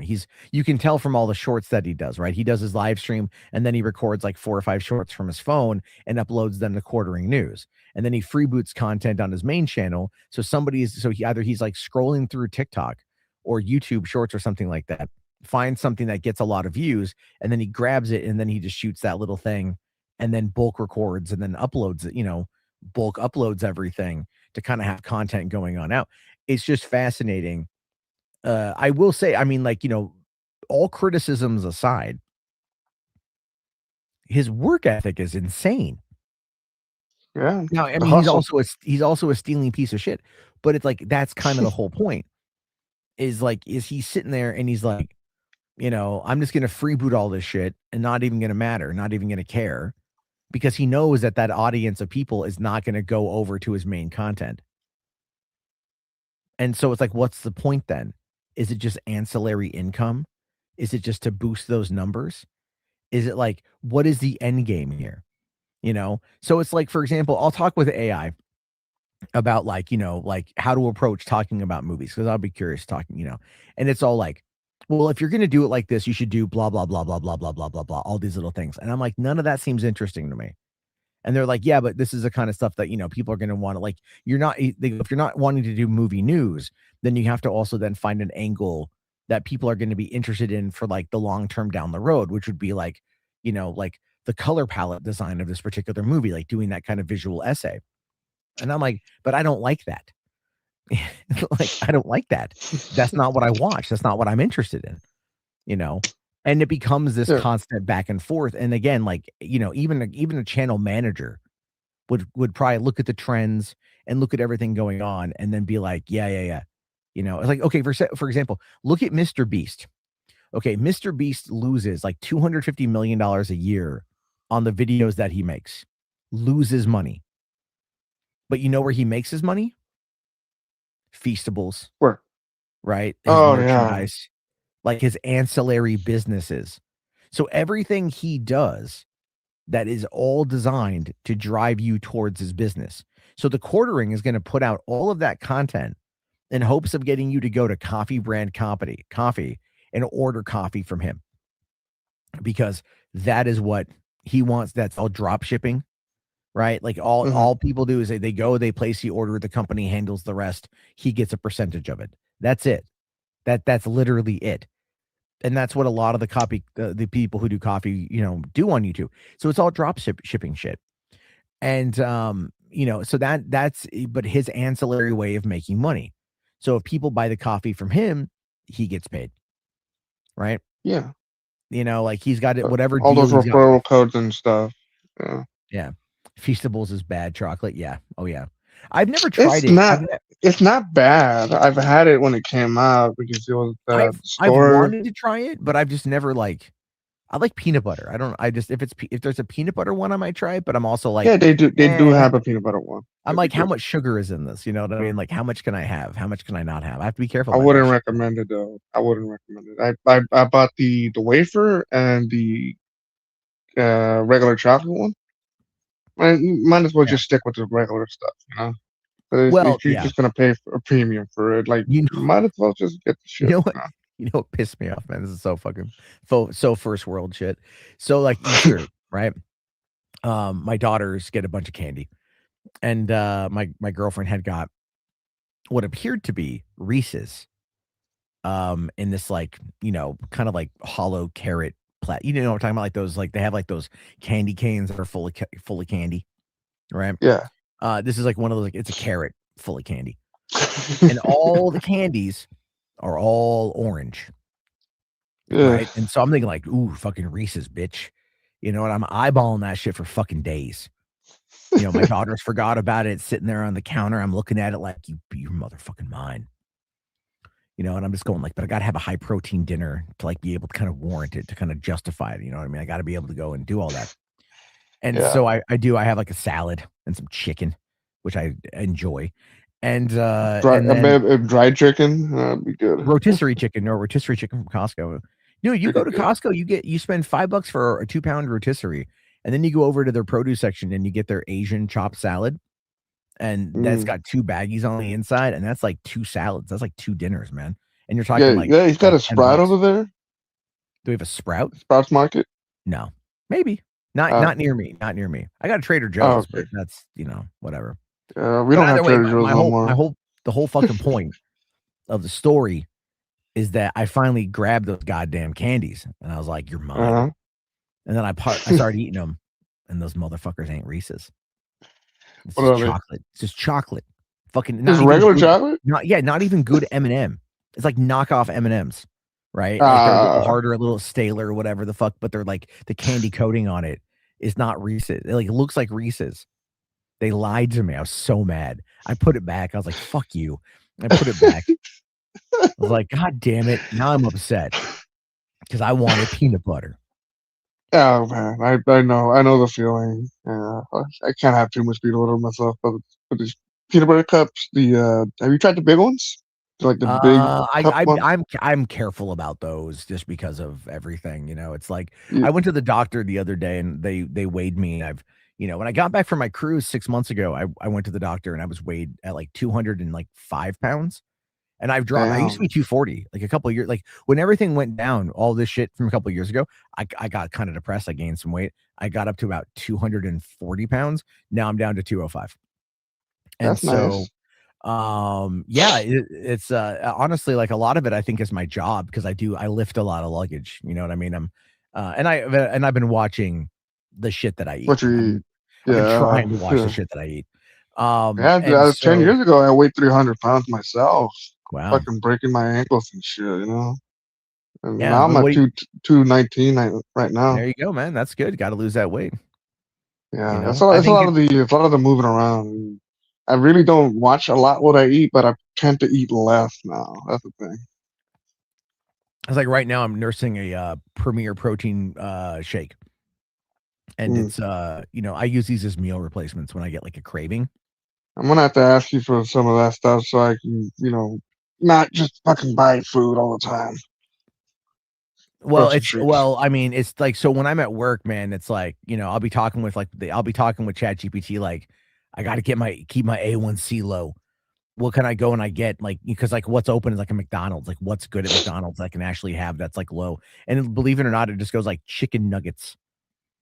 Yeah. Or what I do is I get like double cheeseburgers, like no ketchup, no mustard, no pickles, and then no bun. And I just get the patties. And I go and I order that, and the people at McDonald's look at me like I'm fucking weird because they're like, here's your 4 patties," and I'm like, "Thank you, you monster." monster. You got a fork in there, and they're just like, "Yeah," like, okay, it's just to keep the protein. It's to keep protein and keep the carbs low. I understand. Don't the bread is just a lot of sweet, in my opinion. Yeah, especially the burger buns. Here you go. You got Knox here says that you guys are talking about weight. I'm scratching my head, and it's like, are you talking in kilograms? Nah, bitch, we're talking in fucking pounds. We don't trust that metric system shit. And not the British pound. We're talking about American pounds. Why is it that we don't do the metric system? Everyone else does the metric system, but we don't do the metric system. Because we gotta be different, man. We're Americans. We just can't follow the rules of everybody else. We gotta be our own thing, We gotta be a maverick, like I know you are, Knox. It's because I'm a weirdo. Yeah, I'm a weirdo. That's fine. I'll take it. We're all weirdos. That's cool. I'm fine. I'm fine with the weirdo accusation. I don't give a shit. I prefer to be myself on that one and like to laugh at the dumb things I laugh at, versus not. You know what I'm saying? It's like so many fucking people, and this is the other thing with YouTube too. This is the thing I fucking hate about it. Is like people want you to be something that you're not, right? They all the time.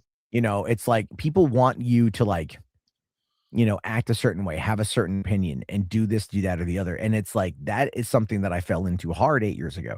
Before that, like when everything was at its height. So 10 years ago, I would say probably would be at the height of it. And it's just that whole notion of, fuck, man, like, I don't, like I'd rather just sit here and just kind of like go off on shit for a while. And treat everything conversationalist. That's my approach. I feel it's like, like I'm not Kino Casino. I'm fucking sorry. I'm not PPP. I'm not going to sit there and ring a bell and wake up my family in the next room. I'm not going to sit there and like, be like, oh, whoa, buddy, and like get messages from my girlfriend, like going, will you shut the fuck up?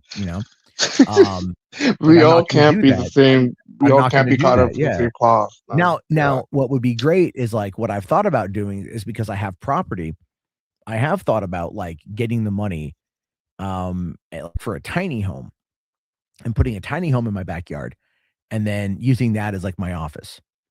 Right. And I saw a tiny home for sale the other day locally. And they were like, there was a sign next to my kid's school and it was like tiny home for sale. And I was like, that seems kind of odd, but okay, fine. Let's go check it out. So I drove up to where the house was. So I Googled it and I found it. And it's a nice looking tiny home. They want $110,000 for it. And I'm just going like, nah, dog, I'm good. No, I'm fucking fine. Now, I don't even know if I could get the fucking zoning or get the permits to even put up something like that in my backyard. But how much that was going to cost you? I don't fucking know.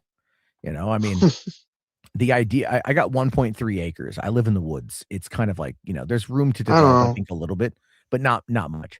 And if I ever made more money, I'd be like, I want to put a fence up. I want to do general stuff. But it's guard really just towers on there with machine guns. I have that problem here. Jesus. All my neighbors have security cameras, and I'm on a dead end road that you have to travel up about a mile.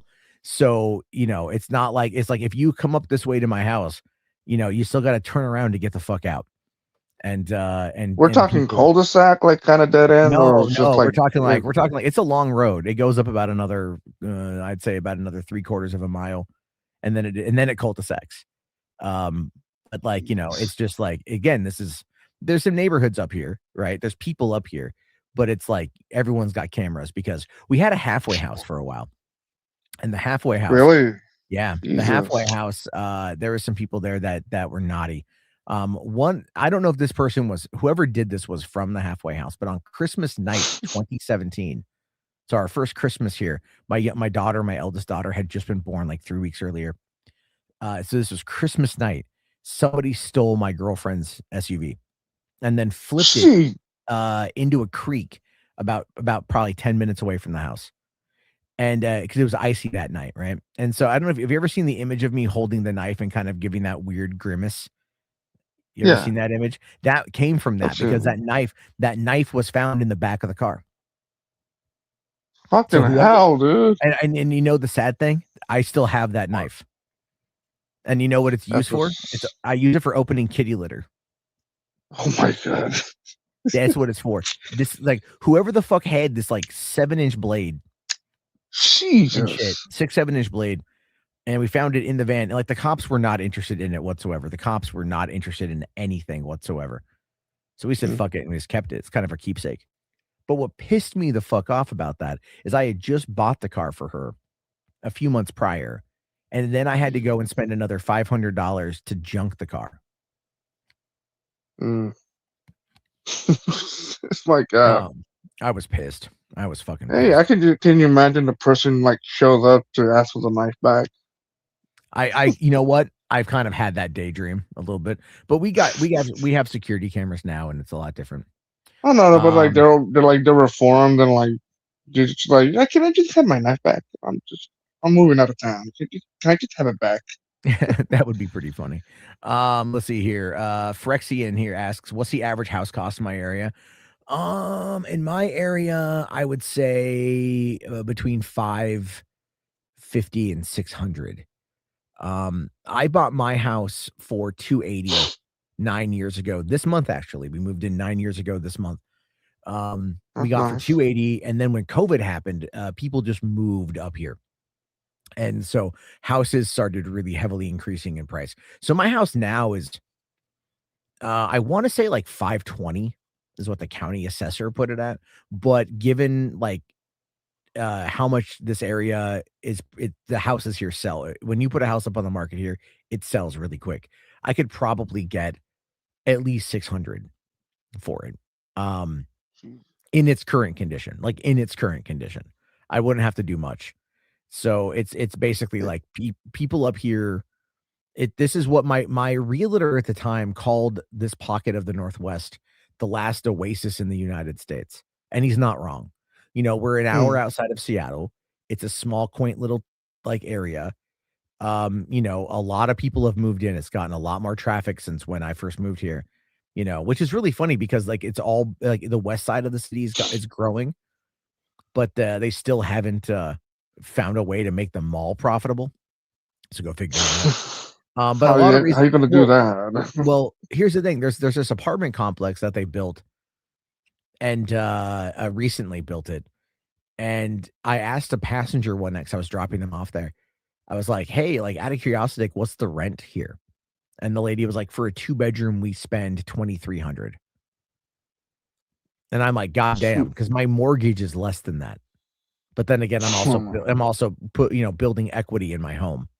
So, you know, and you're white also. Don't forget that. Yeah. Unfortunately, that's fucking that's DSP territory. Okay, so actually this DSP lives in Renton, and I am about 50 minutes away from Renton. So, and I'm in Renton all the time for work. You guys got to understand, my job takes me everywhere. Everywhere. I did fucking last weekend 4 days. How many? I did at least 1,200 miles in those 4 days of work.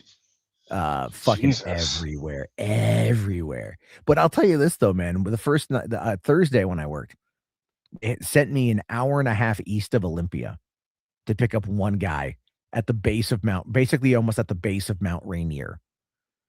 And it was a gorgeous afternoon. So, and that's the thing. I'm just driving along. I'm in this Mercedes. driving along. I got fucking heated seats on, warming my back, right? And I got the AC on, cooling my front. So I'm comfortable. And I'm just driving along, and it's like a beautiful spring day. It's clear skies. I can see the Mount Rainier to my left and Mount St. Helens to my right. And I'm just like out there going like, man, this is pretty. And that's my job. I get to drive to some really cool places, and just get to enjoy the scenery. I love my job. My job is awesome. I'm Oh so no, it happy sounds to have my job. amazing. It's like, I mean, for one, they trust me well enough to where like they don't question what I do. So they let me, because they know I get the job done. Yeah. My passengers love me. I do very well with tips. And and again, I get to tell people too. I have stories. I'll tell people the governor's story, how I ran for governor of California when I was 21. And that I always gets still a look laugh. that up, but I can't find any You proof can't. of There's that. no proof of it. There's no proof of it. That's the sad thing. But it's true. I've got witnesses. I believe you. I believe you. I've got witnesses to everything. It's just the downside though is that this is kind of pre-archived internet. And so I don't have that, but I can tell the whole story, and I've told it so many times. I've got it kind of locked down via chapters, and if I tell a joke and it lands, I know I can kind of play that up down the road, so it's almost like a stand-up routine. And I had one customer, him and his wife, I take him to the airport. I tell him the story. They're laughing so fucking hard, right? They're just laughing their ass off. I finish the story. I drop them off. And because I'm really good at timing, like the length of the story to like where I need to drop them off at, And I drop them off, and they're still chuckling, and the guy hands me a $50 bill, even though they'd already tipped me on the app. And he was like, "Thank you for the great time." And that's really what it boils down to. It's just like you got to make people feel, like they're being entertained, and you can, so that's why that job works well for me. More so than doing like commentary, because like here it's like you got to have an agenda. There it's all free flowing because you got, people are going to like have different thoughts, different opinions, and you got to kind of wing it and you got to make it work. Yeah, like improv kind of thing. A lot of like, where do you recommend for East Coast visitors to Pacific Northwest? Oh, to visit the Northwest? Oregon coast is amazing. My recommendation would be fly into Eugene, Oregon, and then rent a car and then drive out to the Oregon coast. Like I would say drive out to the coastline, and then travel down the 101 to, let's say, like Brookings, and do that in the summertime at sunset. And I don't think you will see a better looking place.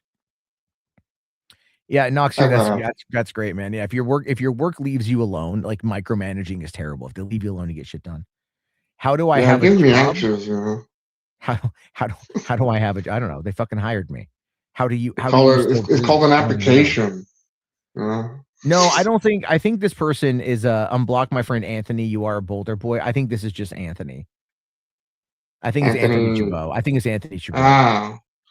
Yeah. Oh, here we go. Yeah, is the documentary out yet? I know. Do you have you have an agenda to push far left propaganda? Oh, I know. Oh God. Libertarian lunatic. You want to hear my far left political agenda? Oh, this is gonna. Let's hear your diabolical plan, man. Let's hear my it. diabolical plan for America is fucking healthcare and education. Holy fuck, I'm a monster. That is evil, dude. That is so fucking evil. I just want people to get educated and be able to be healthy. Holy fucking shit, I'm so bad. You're a fucking monster, man. What is wrong with you? It's like the stupidest thing. Yeah, I'm sorry. I'm a progressive. I happen to like the concept of educated and healthy people. Yeah, that's the thing I always laugh at. And that's the thing too. By the way, both of those policies across the political aisle, very popular. Very popular. People in Unless you're a black man. That's not true at all. Obama. I mean, come on. Oh no, Obama. Well, no, Obama. See, here's the thing: people like to criticize Obamacare. It's what got him a second term. And it's like that's what got him a second term. It is Obamacare did that, or the ACA, and then people not knowing the difference, or people not knowing that they're the same thing, is always my favorite thing about that. But so here's my thing. Okay, and libertarian, you might like this. Okay, here you go. Here's a go. Libertarian, you might get a kick out of this. Okay, Here's how we pay for education and healthcare. Okay. We take like $50 billion out of our defense budget and we put that towards education and healthcare. So here's why. As we enter into the AI age, and as we start watching these other countries advance their AIs to the point of where they are going to be comparable to ours, by the way, meaning we cannot stop development on AI at all, because we are now in an AI Cold War. And so to have a population that is going to move into more of a tech-centered creative environment or business environment, you have to have employees that are trained in science, technology, engineering, and mathematics. They have to be able to compete with the students of other nations that have been able to have that drilled into their brain since they were kids. There's a reason why major American companies, Microsoft, Google, Amazon, Tesla, whatever the fuck, right? There's a reason why they love HB1 visas or H1B visas, because they can then hire people who have spent the bulk of their education learning how to code, learning how to program, and bring them over here. And that is a job that, in my opinion, could be easily filled by an educated American. Now, and by the way, let me just point this out. If you're over here and you're getting that bag, get that bag. I have no issue with that whatsoever, because you provided a skill that was clearly needed. But my thing on that is, if you want to better Americans' lives, then teach Americans how to compete in that marketplace. Make it something that is not only affordable, but accessible. And the only way to have a well-educated and well-maligned society is to have them also be healthy. Because you cannot expect people to work, get sick, take off work or school or whatever, and then get mounting credit card debt or medical debt, and then expect them to play catch up and be able to then be the fully functioning member of society that we know that deep down they can be, that they need to be, but they can't because they have all that restriction. It's taking what we're already spending and reappropriating it into something that will then benefit the masses, which is going to piss off a libertarian because, they believe in pulling themselves up by their pube hair. But in this case, it is a wildly progressive policy that I have. And it's one that I've talked to some stringent conservatives.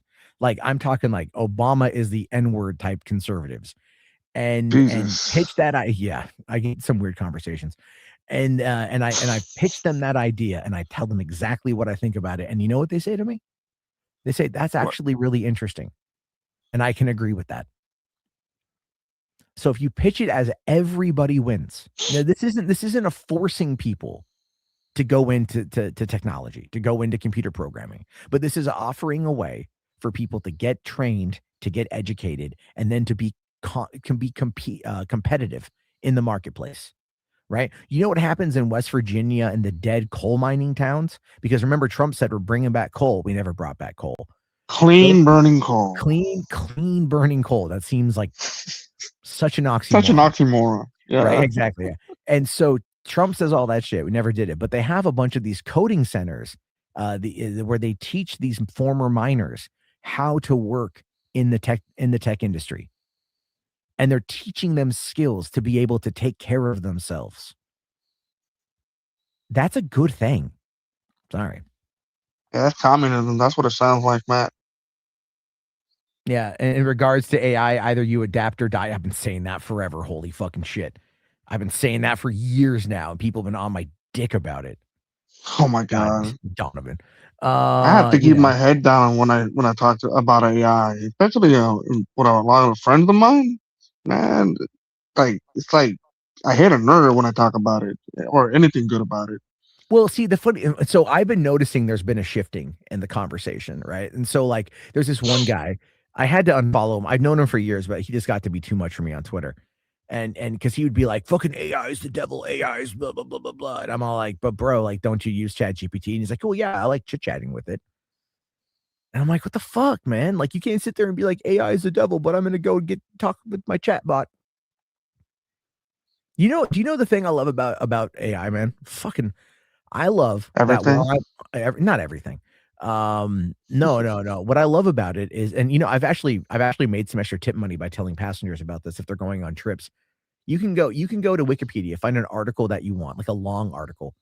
Take that article, put it in a notebook LM, and you can have it turned into a podcast.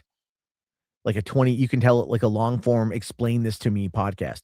And you have two hosts that sound very natural. And they will walk you through whatever it is you want to focus on. And so you can do this all for free, and you can then download the MP3 to your phone or whatever device, and then listen to it offline while you're going for a drive or going on a walk or flying on a plane. Whatever. And like I do that all the time. I'll pick like I'll have like Google deep research something for me. Or I'll take a bunch of wiki articles and I'll throw it in. And I'm like, okay, tell me about it. I was learning a lot about pulp fiction magazines. Wildly fascinating topic. I had one last year tell me about Roanoke Island, right? The missing colony. And it just walked me through. And I learned so many things about that I had not even known before. So much so that I was even able to retell all of that to my daughter and explain to her the story of that in a lot more detail than I had knowledge of before. And this is all from using technology to better educate myself. And I love that about it. I love being now. Does it get everything right? No, and you got to watch out for that. That is a hard thing. Yeah, you gotta self-check all of that stuff. Yeah, but I think in many ways what we have to remember is just that, this is here to stay. And so how do you work with it? I do want to kind of answer this question here from Frexian. Do I think the Democrats will do a full sweep in the midterms? Also, they need to out Schumer. Well, I mean, so the Democrats are going to fucking dominate the House. I think it's entirely probable that before we get to November, that Hakeem Jeffries will be the Speaker of the House. I mean, Eric Swalwell resigns in disgrace, which is entirely insane to me. That like how he was able to get to his position without any of that coming out. But also, I'm completely okay with it because, sex pests, get the boot. But anyway, then you had that Tony Gonzalez or Troy Gonzalez, that conservative congressman on the other side, who had admitted to like having an affair with the staffer, who then committed suicide, and this was already known, but he wouldn't step down. So then these guys decide to step down in the same week.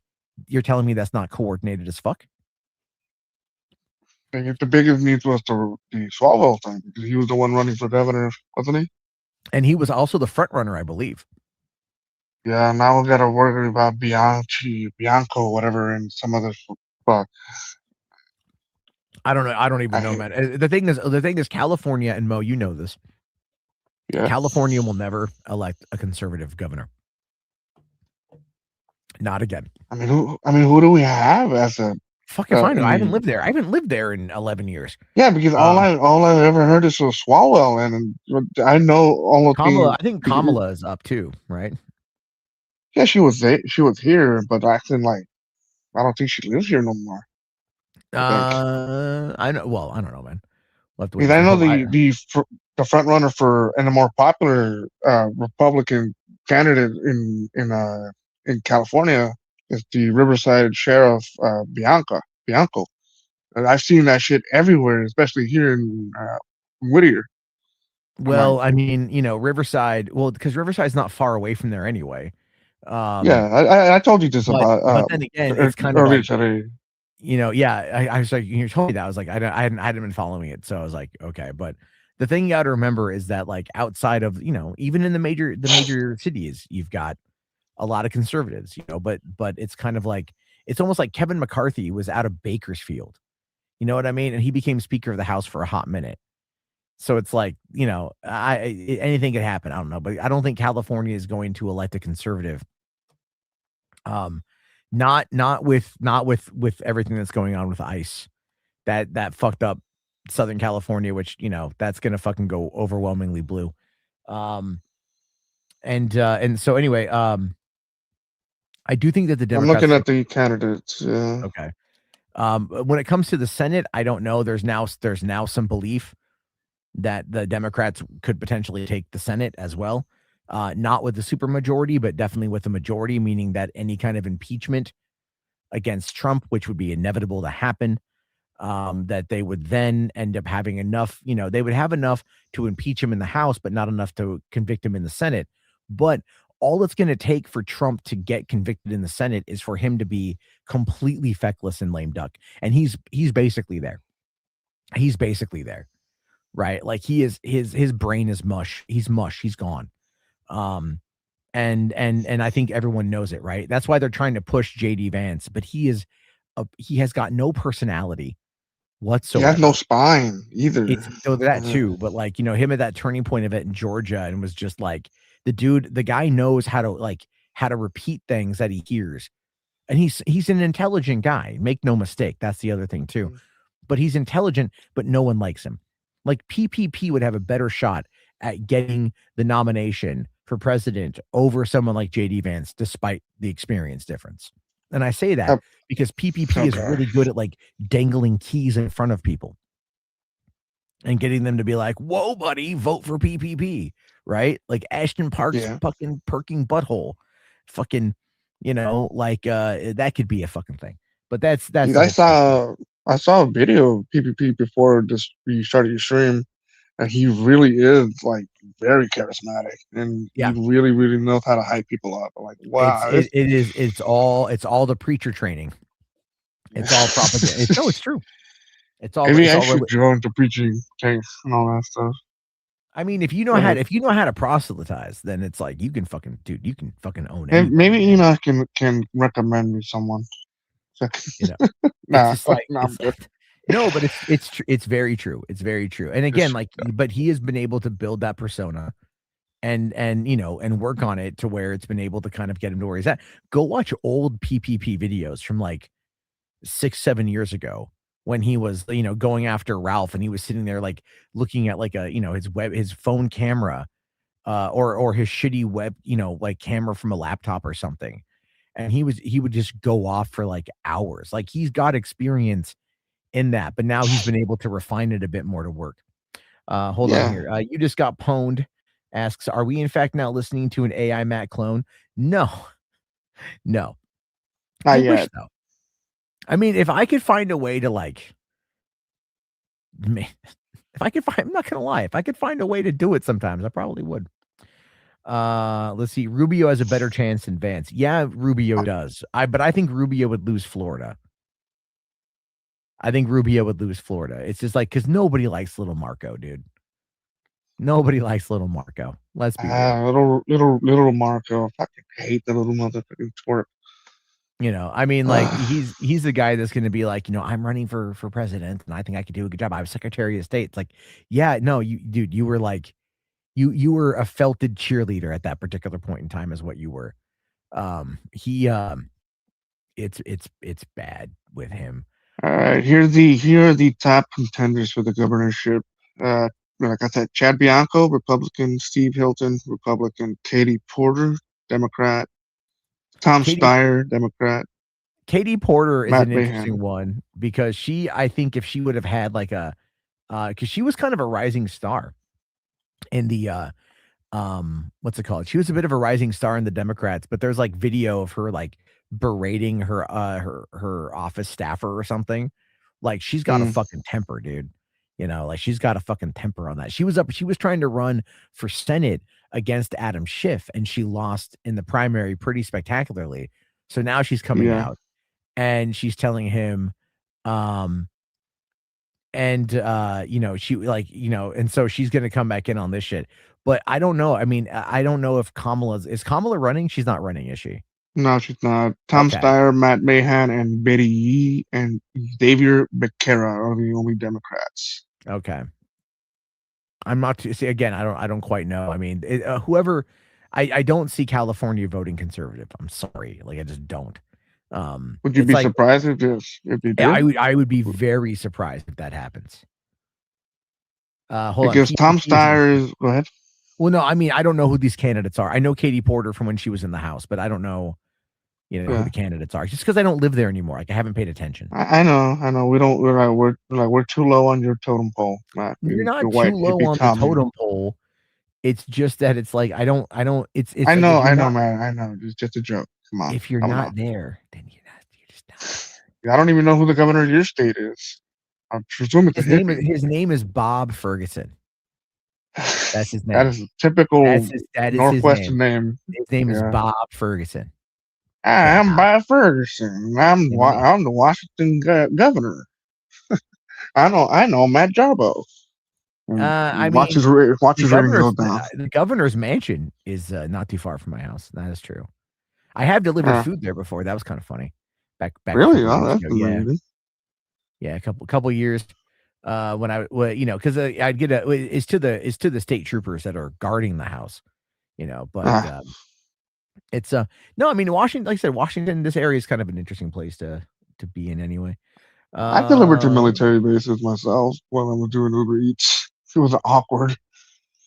Oh yeah, it's I miss I mean part of me, like I what I love about all this shit that's going on right here is that you get a lot of people that are just kind of like, like, oh, you still do Uber Eats? Like, no. Like I don't do Uber Eats, I'm sorry, and they're like, no, but you do Uber Eats, don't you? Because like you have to do Uber Eats because that's how you fucking, because you got like no YouTube career, so you got to do Uber Eats. Like I did do Uber Eats, I don't do it anymore. No, you still do Uber Eats. Like I just keep trying to. Whatever I reality haven't done it. video. Like I haven't done it in 3 years. Like you can't shame me. For one, it's a job. Two, you can't shame me over something that I'm currently not doing. You know what I'm saying? It's like people don't understand. I'm like, I don't do it anymore. No, you totally still do it. No, I don't. I make a lot more money. I still drive. Maybe it's because I transitioned into another driving job, but I drive. Yeah. And like, you know how much money I made in credit card tips last year? $11,000. $11,000 in credit card tips last year is what I made. You lucky dog. All right, like fucking. You know how much I made on credit card tips? Fucking on Uber, not that much. No. Like I mean, and then the no taxes on tips things. I mean, fuck, I got a nice refund. Yeah. So it's kind of like all that shit, right? So like, oh yeah, oh fucking no, eat shit, fucking morons. We had a super chat. All right, let's see, another tenner from Knox. Thank you, buddy. Appreciate you. All right, how much is that in American dollars? I think it's like around $7 or $8, but it doesn't matter. It's the thought that counts. Sure it does. Diminish the generosity of fantastic Mr. Knox here. That's so rude of you, Mo. Yeah, well, I want you to just announce my generosity when I buy you stuff. Mo has bought me video games, and I have said thank you. It's $7. There you go. Yes, but it's still, but he's also done multiple. I know. All right. Yeah, $7 a lot. Yeah, no, probably it's all. Look, it's all. Goddamn, it's all appreciated. Hell, I'm the one giving you $2 on super chats and video games and super stickers. Like, what the fuck is up with the super sticker? Like every once in a while, I see it pop up like a 99-cent super sticker. I'm like, what the fuck? I'm very cheap when it comes to super chats. No, that's perfectly fine because YouTube takes 30%. So it's like I'd prefer, like direct whatever. But and I'm also paying $10 for the membership for each of your channels. Well, but you also do that to Rich too. I saw you over there too, motherfucker. So. Oh, I was gifted that. Well,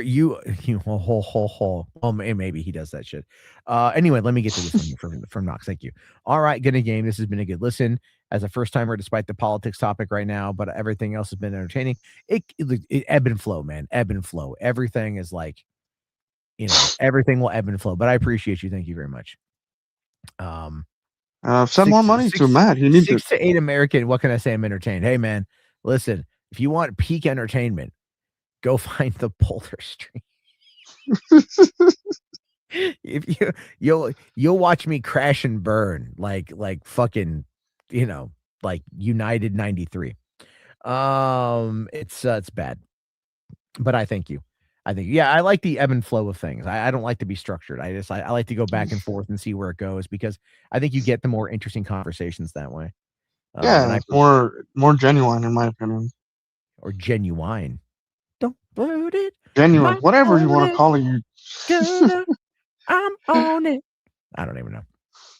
Yeah, I mean, it's also a benefit for me for you letting me on because like I said, I'm trying to do my own thing, but it's just I need to find my groove, the way I'm gonna do that. I think a Uh, lot of finding the groove for everything. It's all practice, man. It's just practice. Keep talking yeah, about it, And then again, like the problem though is that like your groove may not again like find like because everyone's always kind of in competition. One of the worst things you can do as a YouTuber is like try to compare yourself to other people because yeah, even though you may not try to compare yourself to other people will compare you to other YouTubers, you they know, do. and that ends up And being I like just I just tune those people out. It's a thing because I'm well, it's like I'm partially deaf, and yeah.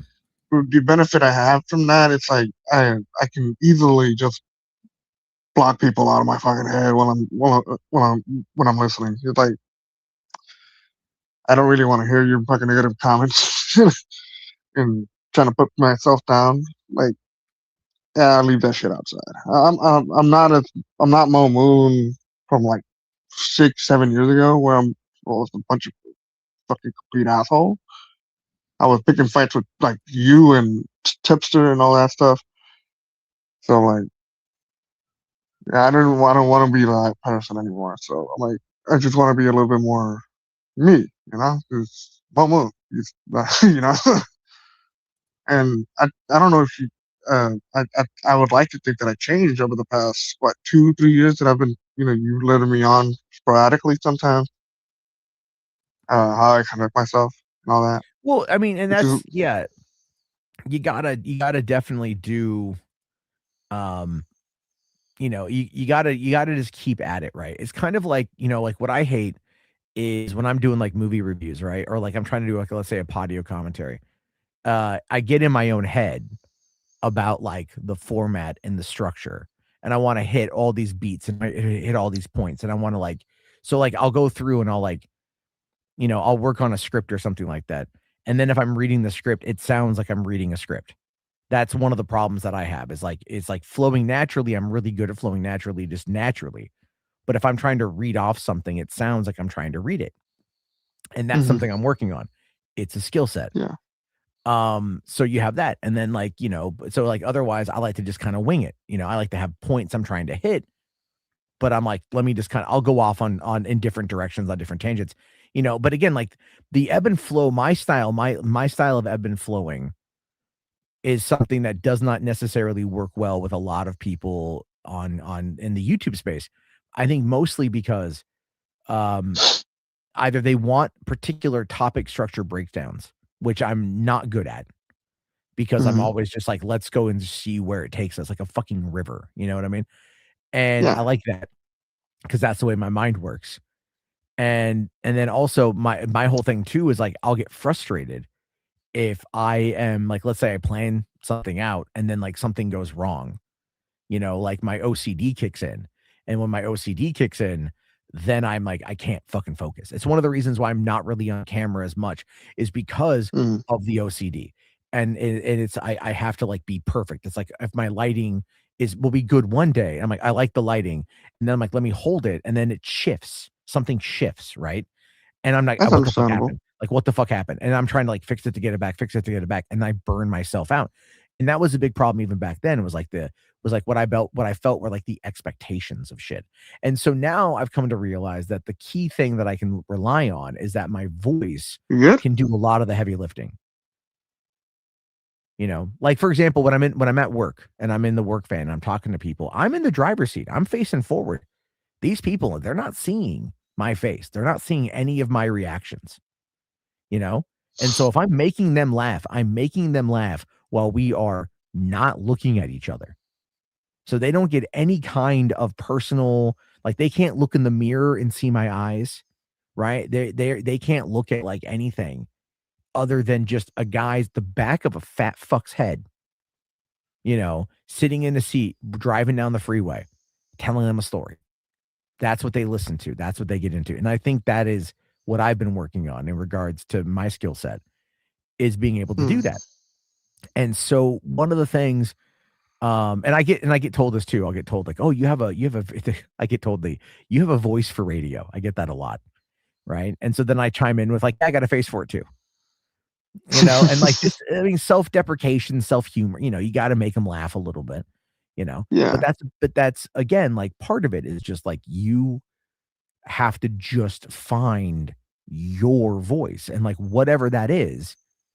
But a lot of it is just practice, you know. So it's just kind of like when you're by yourself in your car, what I recommend is start telling yourself stories. You know, but pretend that you're telling them to somebody else, right? One of the key things you can do, and this is an actor technique, is like if you're like, you know, if I'm ever really trying to like nail a point or whatever, I pick a spot on my wall because right now I'm facing like I have my computer monitors here, but I'm literally facing gray curtains that are like up on my bay windows, you know, and like I'm looking at that. It's just fucking gray cloth. But you pick a spot and you look at it and you treat that as the thing you're talking to. And you imagine, and you could take a picture of somebody and put it up there, right? And you just look at them, and then you focus on telling them something like you would tell them normally or another person. And that is one of the things that allows you to then, you know, work on that idea of being outwardly performative to a group because you're used to doing it to nobody there. And so, you know, and it does get kind of embarrassing, you know, because and then you have like there's the you know, the factor of like embarrassment from, you know, being around people. Not everyone likes to talk in front of a crowd, but I Hello? find, am I Shit, I there? Are you keep there? getting cut off. Sorry about that. Yeah. I don't know why, but my internet fucking getting choppy right now. Uh, it happens.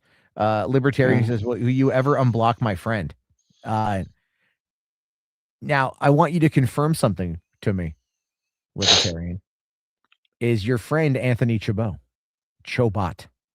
Chobot. Is that your friend? Because I have a request, a demand, if you will, for that. And that is very simple. If it is Anthony Chabot and you answer yes, I will tell you what the requirement is. Because that dude's fucking insane. That And that's dude's saying something. nuts. That guy is nuts. Yeah.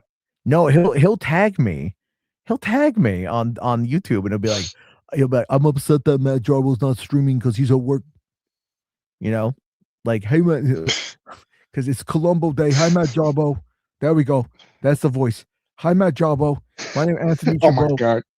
superstar and writer Anthony Chabot. I'm writing a book. It's a novel about my life, about all the things that I have done. It's great. Okay, Matt Jarbo. Yes, he's your friend. Okay. I feel a little sad that you thought him, but seeing the things he said about you and your kids, I'm like, I no. will unblock him. He has to give me his mom's number though, because I need to have a conversation with her. Oh my god, we're gonna do a Brandon thing again. Yeah, goddamn right. No, and the reason why is because it's about fucking boundaries. Yeah, It's about I boundaries understand. and shit. I'm fucking serious. It's about boundaries. Like No, I this understand. guy, you know, and then people may be like, whoa, like, no, this dude is nuts. And he has been like nonstop for. I blocked him because he tried finding where my kids went to school because he was upset that I had to end a live stream. And then like he just like, you know, he'll say things like, you and Elon Musk are the reason I'm not on Twitter. Unblock me, Boulder Boy. Like what would be unblocking you do? Whatever. And I think he blocked me on Twitter. You know, like he's the dude's insane. He's just fucking insane. What an extra Y. For insane. Yeah. Insane in the membrane. Because I've had him comment on one of my videos that I deleted. Like, why are you bothering my ass? I'm not Matt's fucking babysitter, so you know I'm not gonna tell him anything. Yeah, well, And then he deleted it. He's just like he'll tag me and shit. You know, let me check and see. Is he doing it on this channel too? I haven't checked yet. He does it on 3 Buck Theater all the time. I know that much because I'll see like, you know, because you can check on community and then look at mentions. Mm-hmm. Yep. Here we go. Did he mention you? Yep. Oh Okay, my here god. we go. Look at this here. Oh, you hope I'm okay? No. I'm fine. I'm fine. Anthony lives literally across the country. Like he doesn't have the means to get out here, but he has openly said that he wants to come to Olympia and find me. Like he has openly said that, like threateningly, And so, here we go. Anthony Chabot mentioned you in a post. John Campia while Matt Jarbo was in Washington working. Right. This is the post. John Campia has got a fucking Mortal Kombat 2 bucket, right? Why am I getting tagged in this? He's again, he did another one here. John Campia while Matt Jarbo was in Washington working. John Campia and his wife while Matt Jarbo was in Washington working. John Campia while Matt Jarbo was in Washington. I'm back. Sorry about that. Again. Here we go. The only reason why I'm not on Twitter because of you and Elon Musk. This is why the cornering and John Campia hates you. Boulder boy, leave Washington. Unblock me. Anthony out. See what I'm talking about? Anthony out. Christ. You I'm a somebody. You a mean one, Mr. Jarbo. you imagine like doing the song "You're a Mean One" to the Grinch, but in that voice? You a rotten, dirty scoundrel. Jesus. No, like he literally does this. He did this like a month ago. And it's because I'm active on this channel right now that he's doing it. That's why he's doing it. So that's where you get to notice and all that. Yeah, Anthony is a fucking weirdo, libertarian lunatic. So it's like, why the fuck would I unblock him? He's out there going like, "You're the reason I'm not on YouTube, you and Elon Musk." Like, how the fuck am I the reason you're not on YouTube? Or you're not on Twitter? Like, how the fuck is that? I didn't do nothing there. I had nothing to do with none of that shit. That makes sense. So it's just kind of like, it's fucking funny. Oh, wow. Is this real? What happened? According What did you do? No. So remember Shannon Elizabeth from the American Pie movies? Fuck, it's been a long time. She was Nadia in the American Pie movies. Oh yeah. Okay. So she has, look at this down here, onlyfans.com Shannon Elizabeth. Damn. Shannon Elizabeth apparently is doing OnlyFans. Is the residuals on American Pie not coming in anymore? Probably not. It's been a minute, but here, American Was Pie. she in anything else? She was in 13 Ghosts. She was in the 1997 Jack Frost horror movie. She's the one that got raped in the tub. I didn't know that. Oh my god! Do you not know that scene? Do you not know that scene? I do that scene. I've seen that. Maybe not the right word. She gets killed in the tub by a snowman. My aunt rent me that movie thinking it was that fucking Disney movie. With Val Kilmer. No, not Val Kilmer. First Batman. Apparently, Shannon Elizabeth was begging to be in Scary Movie 6, but yeah, she probably is. I mean, why wouldn't they bring her back? Like why wouldn't they bring back Shannon? I have a feeling Carmen Electra is going to pop up in Scary Movie 6. Like they're going for it. You know what I mean? They're absolutely going for it with that shit. So I want to see that. She has a lot of work done. Well, I mean, women age, man. Yeah. Not gracefully though. That's not true. Not a lot of them. I'm not being sexist here. That is a little sexist. That is a little sexist. There we go. Hold up here. Bringing it up. Here we go. Shannon Elizabeth. This is her OnlyFans page. 13 posts, 5,000 likes. She's an actress. She's a storyteller. She's a little mischievous. You can subscribe for free. Here we go. Welcome to my little corner of the internet. Here you can find a side of me that doesn't make it into movies, more playful, spontaneous, completely unscripted. Notice this M dash here. This is done with AI. You can tell also because it's using the AI emoji. Think behind the scenes moments, exclusive photos and videos, candid glimpses at my life, chatting with me directly. She's available now at 2:30 in the morning. If you've ever been curious about what I'm really like, you're about to find out. ShannonElizabeth.org. So you can subscribe for free. I feel like there's something about this that I don't quite get. Right? Because if you go to her website, it's the Shannon Elizabeth Foundation. Fucking me up right now. Right? It's just because you're on fucking mobile, dude. Yeah, well, I'm also fucking connected to my house internet somewhere. Yeah, but if you're on mobile, eventually StreamYard eats up a lot of data from your phone, so it starts getting fucked up. That's what happens. So Okay, everything. Anyway, so Shannon Elizabeth here loves the rhinos. You know, I bet you that rhino grew his horn back after she hugged him. Because I know I would grow a horn. So it's $6 a photo. Okay. All right. That's crazy though, man. That's crazy. It's crazy as fuck. I don't think this is real. No. It's real. It's absolutely real. I'm on it right now. Fourth brings up Elizabeth Hurley. Elizabeth Hurley looks great. She's 50 something. Okay, hold on here. This is from Rational, because Rational had said, I DM'd you something from Anthony Chabot's Wikitubia page. Why does he have a Wikitubia page? He made it himself, probably. Well, I know I have a Wikitubia page, and it's completely full of bullshit. Like, it's completely full of lies. And people I think that people reference that. And I'm just like, no, it's fucking whatever, man. Matt Garber was complicit in the 2016 election of Donald Trump. I bet you that's part of it. Let's see here. I'm sorry to say this, but this is from Chase Witherspoon. Do we know who this person is? I don't know who this person is. So I'm sorry I need to say this, but I just need to make a rant about Anthony Chabot. Reasons he keeps being annoying. Like, one, he stalks women and a whole lot of people 24/7. He forced people to quit their jobs. Like, dude, come on. No one likes you telling people to quit their jobs. If they need jobs, then let them do their jobs like me. 3, he forced people to support Trump. Like, dude, we're not Trump supporters. Not everyone likes Trump. He harasses people nonstop. And finally, he copies people and shares their posts without consent or permission. Oh, so he's a quartering. Oh my God. His twin. So it's his twin. There we go. Yeah. I mean, they both look alike. So sure, yeah. Dude, he stalks. Oh, no. Okay, Anthony Chabot. Yeah, he stalks like wrestlers and whatnot.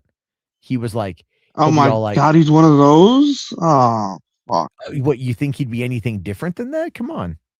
There's a reason. I don't want to have to share another fucking fan stuff with him. I'm already getting. There's a reason. You know why certain people are kind of. I like wrestling. I don't need people like him in my fucking community. Sure. Yeah. I mean, like, I think it's pretty fucking funny. Personally, I think it's pretty fucking funny. I mean, the wrestlers will just beat the shit out of him. Well, he stalks like the female wrestlers. You know. I bet I know which one is. All of them. Because he's just like, hey, Stacy Keebler, my name is Anthony Chabot. I love you. Oh God, leave her alone. She's a mother. That's the only one I know on wrestling. I know. There's, whoa, no. Who's the one? Ravina Ravenclaw. Who's that? Who? Ravina Ravenclaw. You haven't heard of her? Don't know who that is. No, I've never heard of her. She's like all over it now, isn't she? Like Ravina Ravenclaw. You're gonna have to show me a photo of that. That's crazy. I thought you would know that, Mr. Wrestler. Come on, she leaves. If you do, then maybe. Motherfucker. You your goddamn Harry Potter shit. You goddamn right, motherfucker. I'm looking at her right now. I'm like, you son of a bitch. You cheeky bastards. You know what, man? I haven't seen any more of those Drip Warts AI shorts in a minute. Those are fucking funny. Oh, just wait till the show comes up in December. Oh yeah, that's gonna be pretty big. All right, what do we got here? Here's Anthony Chabot does pop cultures and openings. God, I hate this shit, but whatever. Okay, so Anthony Michael. Oh my gosh! But what the fuck is that face? This is the face that watches you come. Oh my God! Look at that. Those are the eyes. Those are the eyes right there. It's like someone took a picture of his face when he was like peering inside a bag of a Burger King That's the face paper he bag. makes, like when he's getting ready to suffocate his parents. Okay, hold on here. So Anthony Michael Chabot, born September 2nd, 1983. So he's 42. Is an American Jesus. YouTuber known for his reviews, reactions, and vlogs on YouTube. Anthony created his first known YouTube channel on April 4th, 2015. He would publish his first known video a few weeks later. This reads like a serial killer manifesto, right? So hold on. Let me try it in the voice, okay? All right. Give me a second, okay. I'm gonna mute myself. All right. I'm gonna try this here. Okay. Anthony created his first known YouTube channel on April 4th, 2015. He would publish his first known video a few weeks later on April 28th. Then, on July 28th, 2014, a video titled Misfit of the Week Anthony Chabot was published by Anthony A.J. Ray. It can best be described as a meme without the over-the-top and absurd editing. Repeated audio clips of the narrator saying lines like Anthony Chabot, the greatest misfit ever, and it's Chabot time, are played over random images and video clips of Anthony with epic music. This is the earliest known video made about and with Anthony. I mean, I could probably do a little bit better, but I'm out of practice on that voice. That's kind of creepy, though, man. You could read it like a Robert Stack serial killer documentary. It gives me Elliot Rodger vibes. That's funny. The Supreme Gentleman. Because you think he can drive a car. Yeah, that's all he needed to get pussy. Like, Elliot Rodgers just thought he just needed a car, and that's it. Then he went off to murder like 14 people or something like that, or 7. Well, I feel like no, it was I think 5 people. Either way, 2 of them were his roommates. yeah, that guy's fucking insane. His videos were just kind of wild.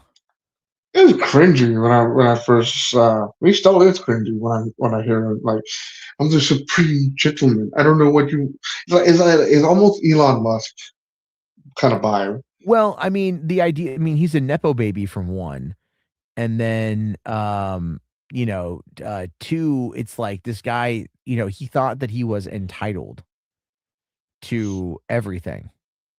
Chabot. Yeah, no. I mean, Elliot Rodgers. Yeah, him too. I don't know if let's say Anthony Chabot is like that, but what do we got here? Like, he thinks he's entitled to you. Here we go. Chase Witherspoon. Who the fuck is Chase Witherspoon? A YouTuber.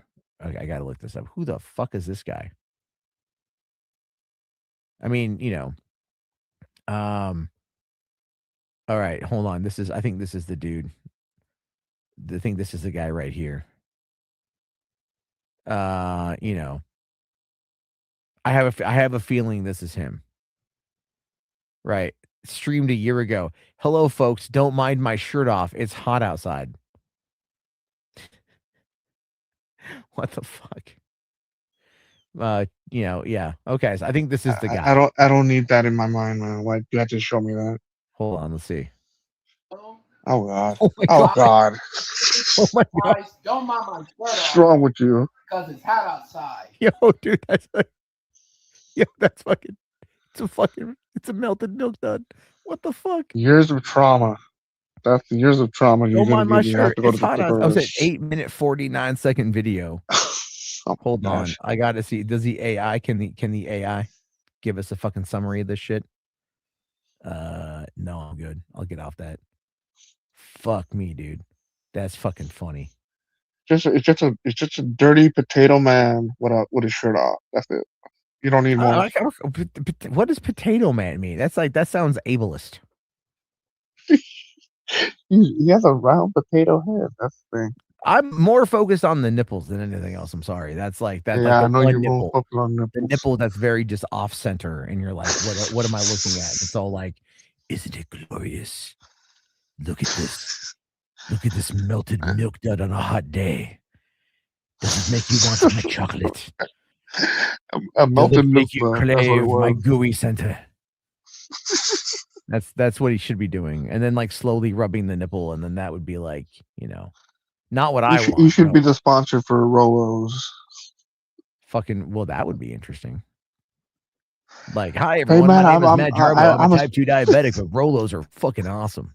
If you ever wanted to spike your A1C to where you're near comatose levels, Rolos are for you. Jesus. And also, but now there's Rolos without sugar. It just tastes like ass. Fucking Rolos. He's got those Mo Moon Whopper patty joint nipples. What? Jeez. Jesus Christ. Jesus, Jiminy Christmas. The last thing I thought we were going to see is nipples tonight. I feel like that nipple should be banned more so than like any other nipple.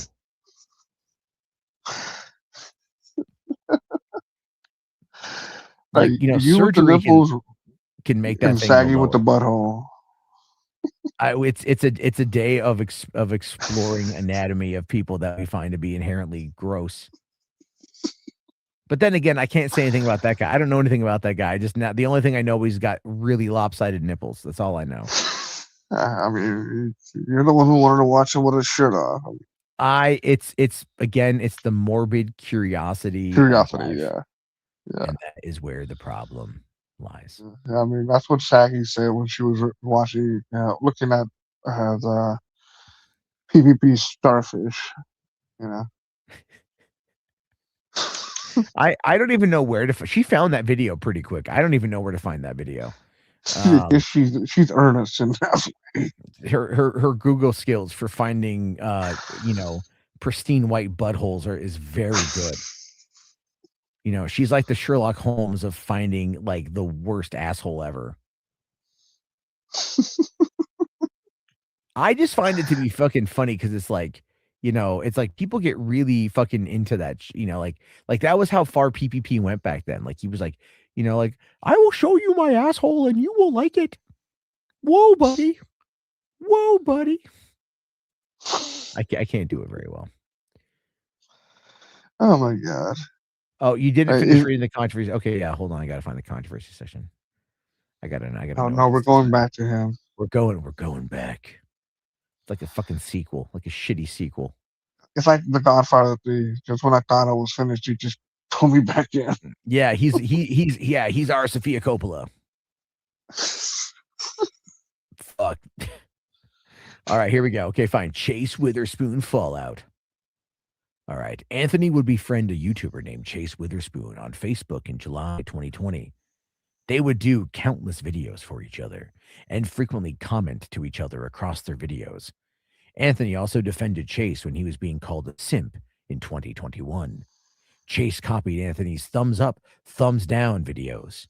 But in September 2024, Chase would block Anthony on Facebook for allegedly talking about spoilers from media and repeatedly asking him questions. Chase says that Anthony didn't handle being blocked well and threatened to call the New York Police Department, as well as move to New York and show up at Anthony's house with real friends. Yeah, that sounds about right. Hey, lunatic libertarian person, this is your boy. This is your boy. This is who you want me to unblock. I'm looking at Chase Witherspoon, and he looks like a fucking maniac. Jesus, Chase is a predator. He's smiling into the camera. I don't fucking care. There we go. The lunatic here is like, no, really, Anthony did nothing wrong. Chase is just a predator. Is that why he's not wearing a shirt to catch all the fucking ladies? Jesus. I mean, like, whoa, buddy, fucking leave some ladies for the rest of us, right? God damn. Showing off them fucking man titties. Oh my Jabo, can't do that. Yeah. I can't do his voice. Hello, Matt Jabo. How are you, Matt Jabo? It's Columbo Day, Matt Jabo. I have a kitten. I killed. Oh no, that was Kyler. We had a guy named Kyler that would call in for a while, and this guy, fuck, dude, this guy, man. I don't understand how I attract so many autistic people. It is weird. Nothing against being autistic, but some of these guys are like, fuck, dude. So this guy would call in from like when I did the call, like I think when I now this was before the fucking shit from a couple years ago, right? And so he would call in and he'd be like, "Hey there, Matthew," like something like that. You know, he's all like, "My name is Kyler and I have a trailer and I got a kitten and this kitten's got a fragile little neck." He would say shit like that. And we're like, "Bro, you gonna fucking murk that cat? Like, don't murk that cat," you know? And he's like, "No," he just like lives like in this fucking like middle of nowhere, Alabama or some shit like that. I don't know, maybe RJ teaches him. And it's just like fucking do weird shit. He would call in and he would call in a little bit ago too. I'll say that much, but homie was fucking weird. You know, It's a good thing I'm not the weirdest one. you're not. I tolerate your weirdness. I will admit that. I do tolerate your weirdness. But I do think, I Yeah. mean, I think you're a nice guy and you know, and you mean well. So it's that whole notion of like, you know, um I don't have any problem with you. You know, you're not like Yeah. Chabot, who's fucking crazy. Yeah. Jesus Christ, man. I would never be fucking Chabot, man. It's not even on my worst days. Or Brandon. Or Donovan. Yeah. Somebody made a Magic the Gathering card about the quartering. Hold on. I was just looking on the Kiwi Farms thread. Here we go. Felted F slur or felted flagget. How about that? Oh my Creature, God. human cuckold. Whenever a bull enters, exile felted flagget, destroy target YouTube channel. Oh my gosh. That is a wild picture. Fourth here says, I can see the quartering teaming up with Anthony to get dirt on you now. Dude, the thing about it is like I got no dirt. For one, like there's no dirt, but like also at the same time, like what the fuck's that even gonna mean? You know? What the fuck's that even gonna mean? Nothing. It's stupid. Yeah, it's stupid shit. It's 3 I don't know. o'clock, man. Yeah, I should get going. I should probably wrap it up. You and because, I both have work No, tomorrow. I and have later work today. and I have the kids, I got the mechanic, I got the fucking handyman guy coming over to fix my dryer. So that's gonna cost me a couple $100. Yay. Yeah, Yay. you could always wash your laundry the old-fashioned way. Find a river and a strainer. No, my There you go. washer works. It's my dryer. Okay, then just get a pole on a string and put it on there. Oh, sure. Right now, Mo, it is 35 degrees outside in Olympia, Washington. Perfect weather. Perfect weather. Yeah, perfect weather. to dry. If I'm trying to like freeze dry my clothing to keep it fresh, you know, for fucking food consumption when the fucking depression I just hits saved from you a couple Trump. $100, man. No, you Just saved you a didn't. couple $100. You probably need more money to buy new clothes once they shrink in the cold. Yeah, what was it? I did. I had to go. So I was. I'll show you. I'll show you guys. Do I still have the video up? Hold on. I got to find the video. Because I had the video. Let me see if I can find all. Because I was looking at how to like repair this this dryer, right? And I'm laughing at what Forrest is saying. what did the Melanie Mac interview with Anthony Chabot. Oh God, that would be interesting. That would be fascinating to see. So Anthony, how did Matthew Jarbo abuse you? So I wanted to know why he wasn't live streaming. He said that it was because his daughter had to go to school, but there was school that day. So like there was, so I had to know where his daughter's school was, so I could go find where his daughter's school went to school. So then I could write about it in my autobiography, Anthony Chabot, world's smallest penis. But don't let that fool you. I don't actually have the world's smallest penis. I mean, it's like the second smallest, but how do you put that in the book title? But I had to go find where his daughter went to school. That's literally his excuse for that shit. Fascinating, Anthony. Can you tell him more? Yeah, here, I'll show you. This is going to be playing quiet. I want you just to watch why I'm gonna mute myself. why I'm no, it's muted. No, we're not watching the whole thing. This is, I mean, I have it muted. I want you to see specifically, like, this is replacing my dryer thermal fuse. I bought the fuse today. Okay, this is my dryer. All right, it's a nice dryer. It's a good dryer. It's a strong dryer.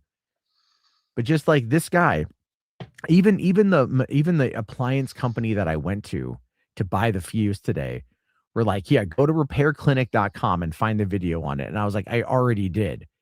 And it's more or less like, okay, if it was just taking off the top of the dryer, okay, that's one thing, right? That's easy enough. Yeah. Okay. So not only do you have to take off the top of the dryer, you got to take off the front of the dryer. You got to take off the control panel of the dryer. You gotta remove everything, and then you have to pull the fucking drum out.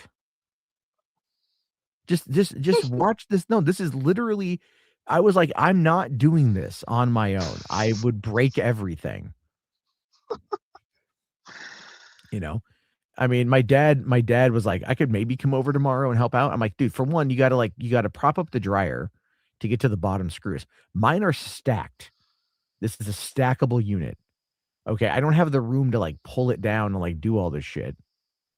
So you got to get in there, right? And then just like remove everything. And then here's the thing: I could probably remove everything, okay? And then it would come time to reassemble everything. And I would be like, oh fuck my goddamn asshole. Like, what do I do? Holy fucking shit. Right? Like, which screw goes to which, because you got to keep them together. If you don't keep them together, then it's all going to fucking fall apart. Yeah. So like this process of replacing the fuse. Okay, again, like this should not be like this. Right? Look at this. Look at this. Okay? Take off the front door, take off the fucking door. Now take off the metal piece around the drum. Okay, but also be sure to use a wire hang so you don't drop everything. Like I've got one of those fucking hanging around, you know? This is like disassembling a Lego set to replace one piece and then having to reassemble the whole goddamn thing. So I'm gonna teach people like this. Look at this. I mean, like if I liked watching repair porn, I'd be coming right now, but I don't. You know, because this is the bottom lint trap right here. So you got to like get in there, take that out. All right. Then come around back to the front of the fucking thing, take off the entire front piece. Like, all right. Like, you know, where do you put it all? Like in your pocket, you know, like you got to disassemble. I mean, everything. Then here comes the heavy part. All right. Uh-oh, it's all done. Take off the front of the fucking dryer. Okay. Now you got to get in there, disassemble the fucking belt. So then you belt can, tensioner, yeah. so then you can pull out the drum. The aluminum drum. The aluminum drum. Okay. So now you've disassembled the entire thing. This is the piece right here. This is the piece. Okay. You unplug that. You unscrew that piece right there. That little prong thing right there. Okay. And then you put a new one on it. Jesus Christ, that's a lot of work for just so small thing. Yeah, you put a fucking new one on it. And then that's it. That's what you do. That's what you fucking do. Then you spend the next hour trying to figure out which screw goes where. It's literally worse than like trying to like assemble your child's fucking play toy on Christmas Eve. It's like to me, this looks like anything you'd get from fucking IKEA. You know? Like all the trying extra to understand, pieces like, and shit. no, but like literally, like look at that, right? It's like this gives me anxiety. It's like Are those like my hands? memorable. No, those aren't my hands. It's like dismemberment porn. It feels like it's dismemberment porn. You're just like, look at the fucking drum. Oh my god, the fucking drum. Oh, put it back. Oh yeah. Oh, tighten it up. Oh fuck. I mean, Jesus Christ. You just slap it in there, yeah. Yeah. It's like, oh my god. I went to Home Depot today to get like the part, and they were like, yeah, we don't deal with that anymore.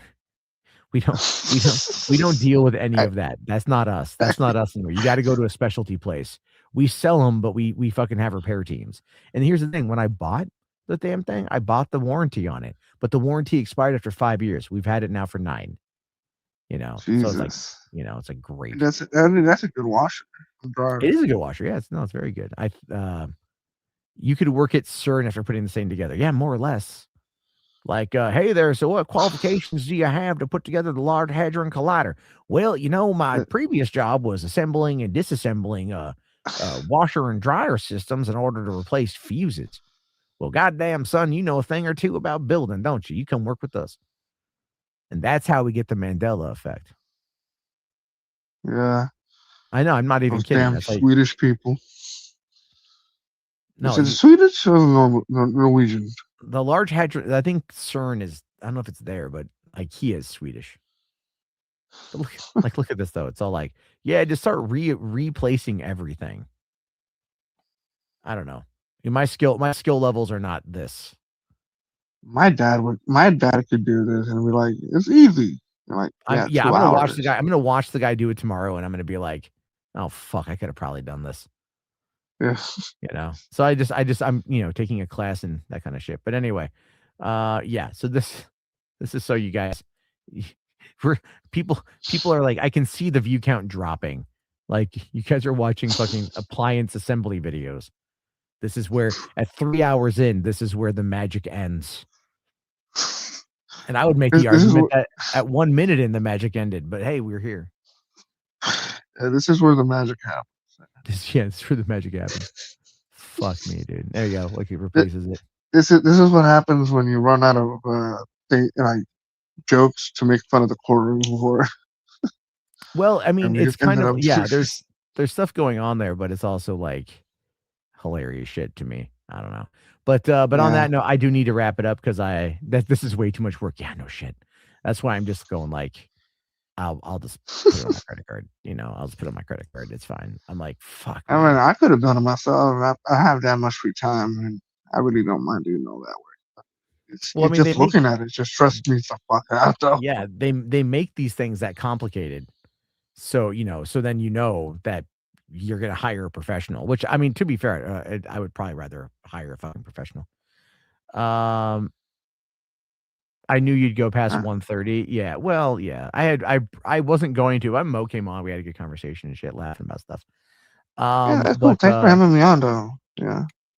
Yeah. I mean, hopefully I'll have some movie reviews like next week. And everything else. And yep. All right. So I'm gonna go to the bathroom because I have to go to the bathroom. And I'm gonna go to bed because I gotta wake up in like 6 hours. Yeah, go to bed. Go to bed. 5 hours. I gotta be awake 5 hours. Yeah. My kids are gonna wake me up in a few hours. So all right, man. Well, you have a wonderful night, man. And I'll talk to you later. I'll see you. Thank you very much, Mo. Have a good one, buddy. All right, man. Night. All right. Let's see. Any last minute things here? No. All right, we good. I think we good. Get that back today. There we go. All right, everyone. I do appreciate the people hanging out forever. There are, I think Twitter had like 152 people from Twitter came over. Not that they're watching concurrently. Let's see if I had to guess, what do we got? I don't know. Twitter doesn't tell me everything. It just says like you have 151 views. Yay. All right. I don't know. Okay, I'm gonna wrap it up. So thank you guys. Have yourself a great evening, great weekend. Don't do anything stupid. Don't be the quartering. And remember, turn off that pesky ad block.